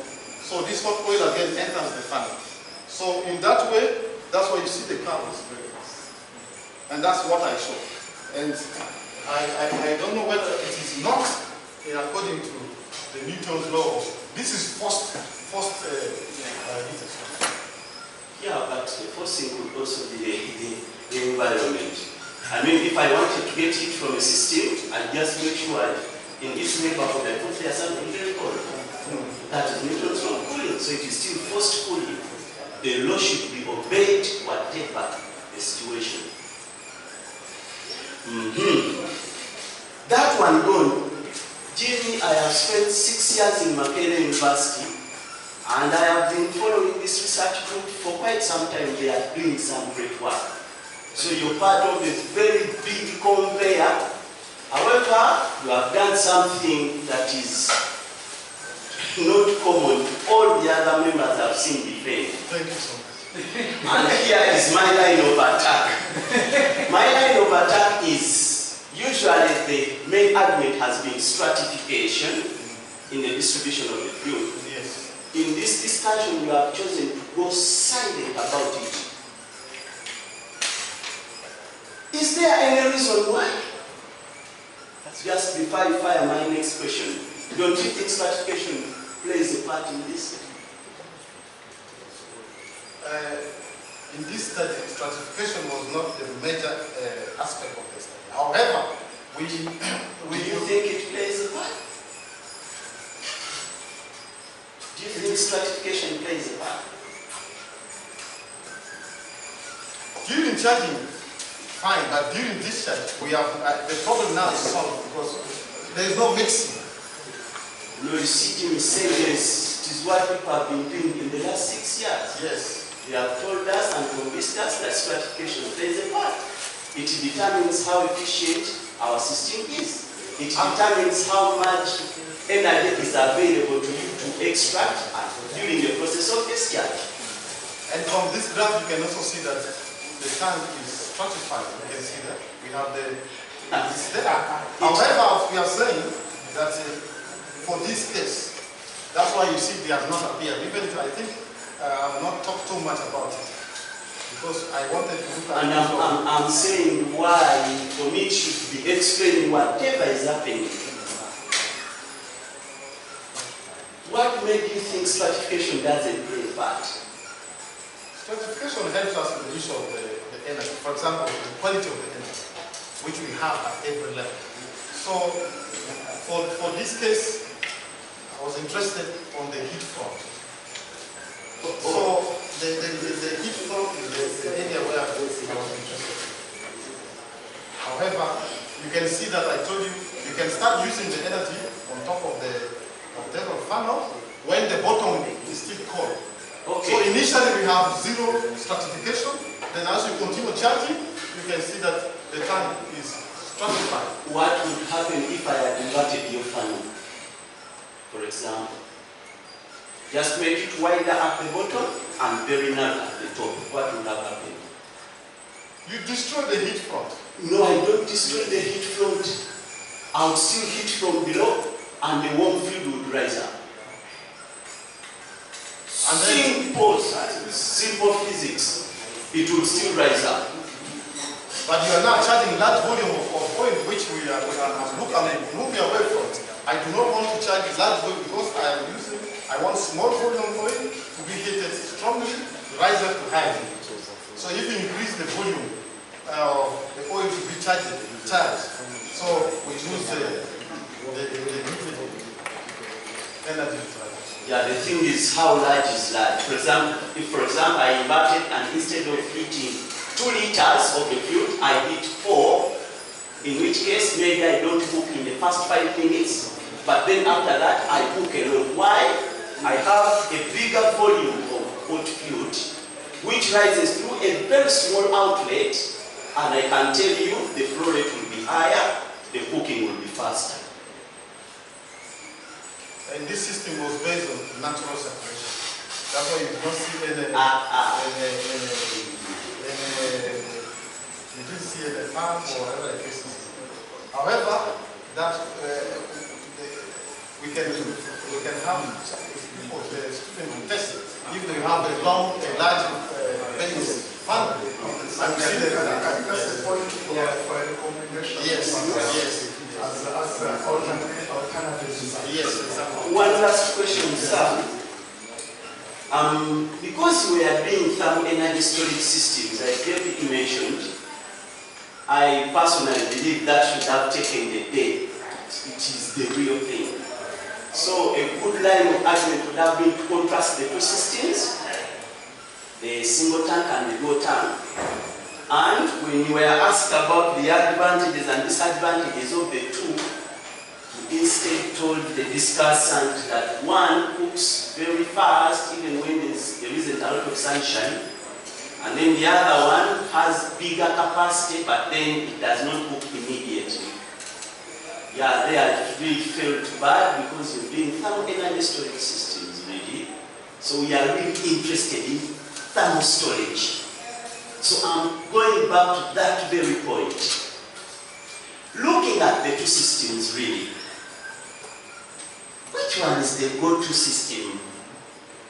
Which one stores more and why?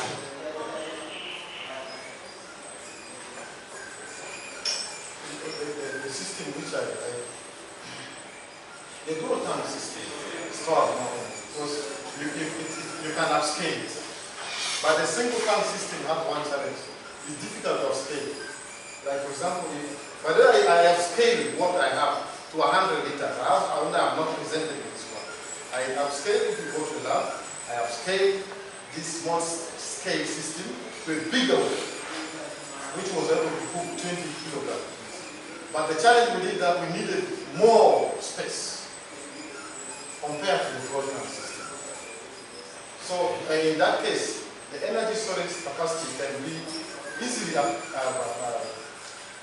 scaled using the two-tank system than the single-tank system.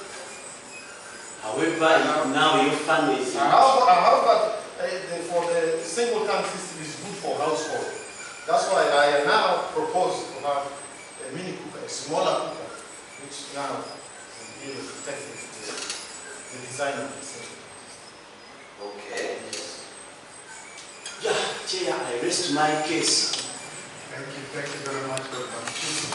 We Now, this is an interesting subject, so when we take time to get the facts right, please bear with us. Yes, Mr. PhD. Mine is a hypothetical question to light up the room. Jimmy, Yes. you're trying to achieve some SDGs. Probably since there is no emission, you are going to fight climate change.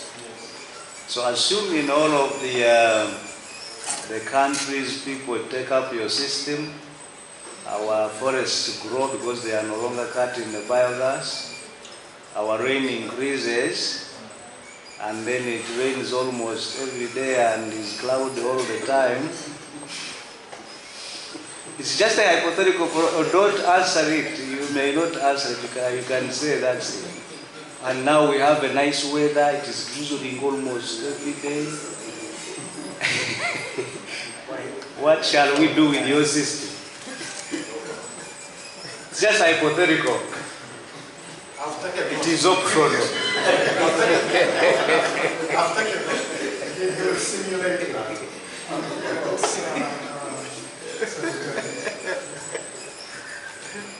I'm asking for a real name and information. The student at Tema, for a woman who has a family, right? Cost effectiveness, resistance, if it can be integrated into the line of production. And then the second is one of the supervisors had asked for the SDGs. I thought it lies more in environment, not in hunger, because it's directly related to clean and affordable energy and environment related. That's just for you to do. Thank you so much. Thank you so much. Thank you very much. Any more comments, please? Yes, sir. Good afternoon. I'm Godfrey Sally. I am a mechanical engineer. This is very interesting. I have a few questions that I want to take home. In your topic, I was expecting a thermal energy storage material design. So I was thinking, what is really designed in your system? Are you designing a new storage material, or you're just designing a solar cooking system? And if it's a new storage material, I would like to know how much pebbles you have in the system, how much sunflower did you use in the system, and for how long can it cook after sunset? I just need to know that. And which foods are those that you use to design your system? Because for you to say that I'm going to be cooking beans, you need to have an energy, kind of an energy that cooks the beans, for how long, the capacity of, in terms of how many kilograms you're going to be cooking, so that it helps you to design that kind of storage material. Then you talked about your biosystem. I actually didn't understand it. In my understanding of the biosystem, I thought that if the solar is not available, maybe you could actually be able to incorporate maybe LPG, maybe firewood, because what will happen if for 3 days there's not enough sunlight and someone in the village does actually be able to cook? Is it possible that you can incorporate another system away from solar? And also, I'm thinking a lot of things also. You use the PV system. I'm wondering why you just did not use direct thermal energy from the sun. Because if you're going to the village away from here, you realize that system becomes very, very expensive using the different panels and the rest of the stuff. That's what I actually want to understand. Thank you. But your work is actually. Thank you so much. Thank you so much. Very many questions. This is very good. Very good question.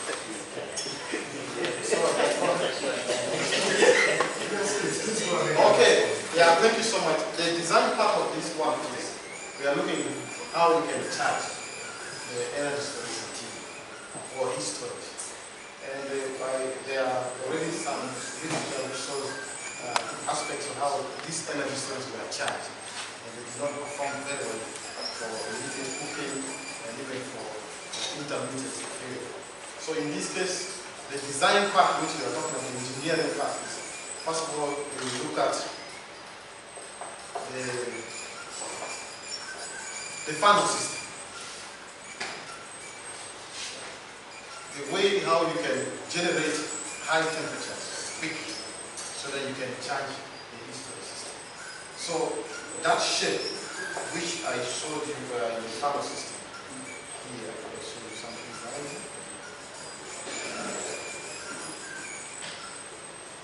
that aspect here. Because this, we needed to find how we can operate at that temperature within a short period of time. We don't want to charge our system for a longer period of time and then use it later. So we want to use the energy as well as use the storage. That's why I came up with this design of the funnel, which is now with a heating element inserted in it and is able to charge particular small very fast time. And also we could not use the thermal directly because we need the concentrator. It will also need a pump. It will need to have heat exchangers and many of the sort. That the system will become too big. It will become very big and expensive. We want a system which is natural simulated and also be able to operate. Now the cost of this system may be high initially, but with time, because it's a one-time cost, you're able to use the system. But the integration of when there's cloud cover for many days, of course we have other sources of energy, like we say the gas and the grid. This can be integrated. However, also we are planning to have wind turbine energy to be incorporated in this. So whether you have the wind, you can continue charging the system as a backup the storage, and you can use it. So those are some of the things. The material we have used is rock pebble, and I told you there are about 89 kilograms of it. One by one, those rock pebble were not counted. Okay, but we have the mass, total mass.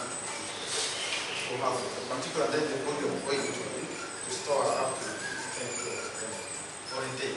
So it can store energy for, as I told you, for about 48 hours when you charge it at 200 degrees. And you can cook for more than 6 hours. In the evening, you can cook for, you can cook your dinner using it. What is important is that you should be able to finish your cooking. If you're cooking lunch, it should be complete. If you're cooking your dinner, it should be complete. And the dinner is enough. Thank you so much. Thank you very much. I think we have no more comments from the room. Or if I go online, scrolling through. Yes, can I comment online? Yes, please go ahead. Yeah, I work with Jimmy actually. I also work with Dr. Nyenga. And the study, and it's an enlightening study. And Jimmy, one of the questions you should have thought about it, just a comment on how you are addressing it. I mean, firstly, I would say, for an engineering design, which is the right problem, kind of people from cooking that we can see in the third world. And apparently, it's just bit innovative, in my own opinion. But I have just a question here. That one also came out about the durability of this thermic oil you are using. I have done a lot of work on thermal oils, and I've been asked that same question. Are you going to do thermal cycling tests to see if the thing remains the same? The properties will change in cycling, and that's a very important issue. 5 years from now, that thermal oil will not be looking the same as you think. So, I mean, when you try to commercialize it, you should actually think about rating and checking the quality of that oil. Yes, I think you can answer that one. I won't ask it because they've already been asked. Yeah, the challenge with the thermic oil we have, as you say, Professor Mawire, is that the challenge of oxidation, when you expose this oil to temperatures below ambient, maybe below 25 degrees for longer time. And as you say, the expiring date for this oil to have all these properties intact is 5 years. Also, this is the same with this thermal oil. However, we need to do more work to see that this what will be the lifetime of this of the heat storage, the oil, and more experiments need to be done on it, which I think it will be done so that we know whether we can use this oil or we can just stop it when it reduces. Because when you are charging and discharging, we expect the level of oil to reduce, and therefore maybe there will be option of just stopping the oil, or otherwise removing the oil as they use the oil. So those are the things we need to look at first.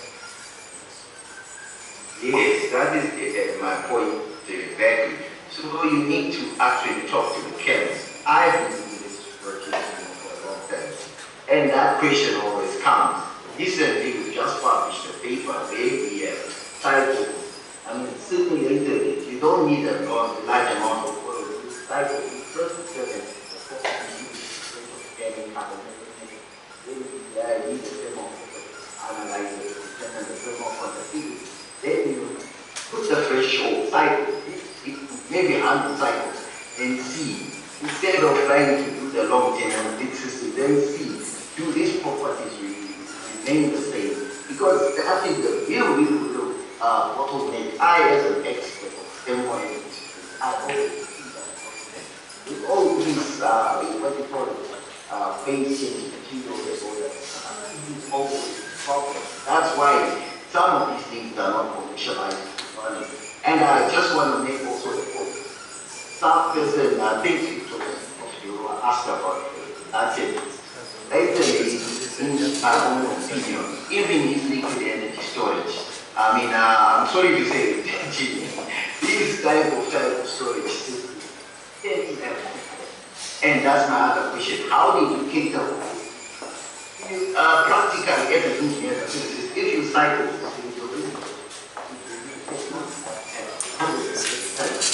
so how do you cater for this?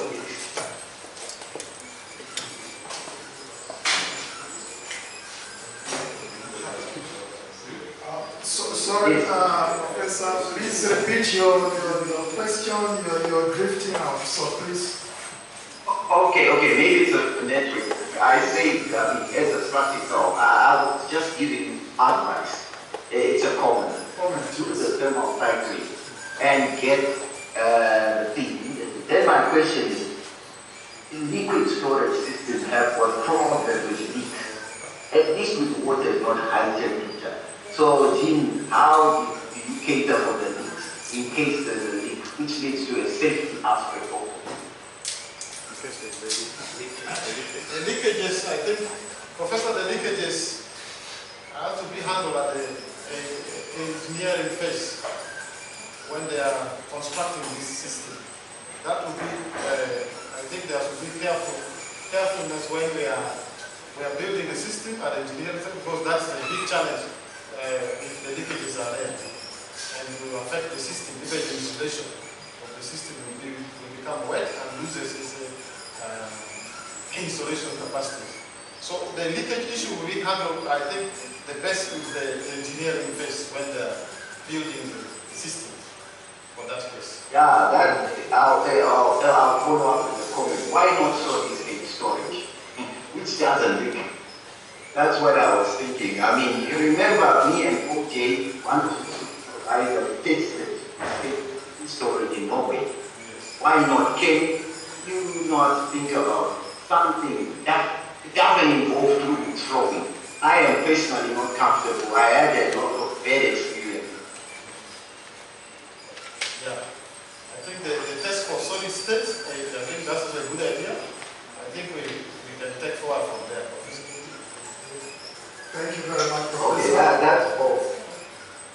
Thank you so much.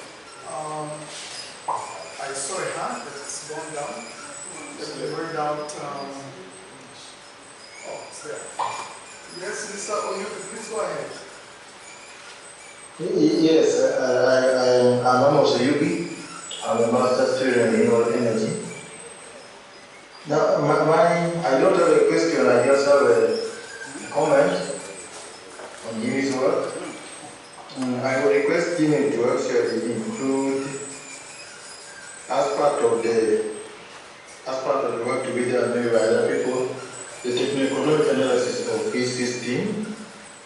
That will actually help in determining the payback period in case maybe someone has taken interest in investing on the system. Basically that. Thank you so much. Thank you very much. That is noted. Mr.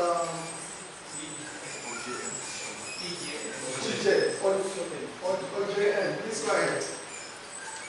Yes, Professor. Okay. Yes, Professor, go ahead. Thank you. I just had this more comments to Professor Maria about the difference between solid state and liquid-based storage. And one positive aspect of the liquid-based storage is that you can control the heat transfer rate. So this is also what we've seen with Jimmy. He can control this heat transfer rate, the circulation rate with the floater. So there are pros and cons with all these different types of heat storage systems. And a second comment on the durability of the oil, which is a very good comment. And we're building now a closed system where hot oil will not be in contact with air. And we assume it's going to be sustainable for many, many years. We've done some cycling experiments, but maybe too few. But those experiments did not show that we had a cycling problem. The problem we've seen is the long-term exposure to air oxidation. And those, we had samples lying around for about a year. And those results show that sunflower oil is not going to be usable. After some time it gets very sticky and very like glue. And the viscosity was very high, it's not going to circulate anything. So that's just a few comments as they were raised by the discussions here. Thanks a lot, Jimmy, for your presentation. Thank you, Professor, for being there. And it's a nice day today, and let's wait for what happens.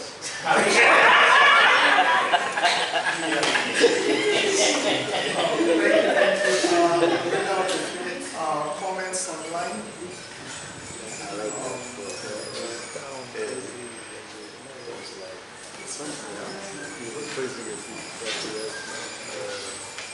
Just quickly scroll through. Most of these are congratulations and so on. There's somebody talking about pebbles also promote uniform heating and mixing of the oil. We are now using humus rocks to mixtures during the extraction. Works really well. The information CG has given is accurate. I think this is one of your teammates. This is Professor Miyodi. Congratulations for the innovation. Do you think your solar cooking technology is a low-cost technology which can be customized, especially for use by the grassroots communities, including the women who cook, using unhealthy and environmentally unfriendly wood fuel? Thank you. Do you have a quick response to that? Okay, so take a note. Testing the food is the absence of small particles in the food, but roast chicken often tastes better. Okay. it will be affordable because the only component with the high initial cost is the solar PV system. That's the comment there. And Professor Muyoli continues to say, maybe produce a policy brief for policymakers. Please take note of that. Good policy brief. Otherwise, the others are excellent conversation on some of the lab's reasons behind the project. Oh, thank you. So we've exhausted the comments. We now request the public to give us 5 to 10 to 15 minutes to deliberate over this presentation. And then we will reconvene at about 10 to 15 minutes to provide the final verdict. Thank you. Okay.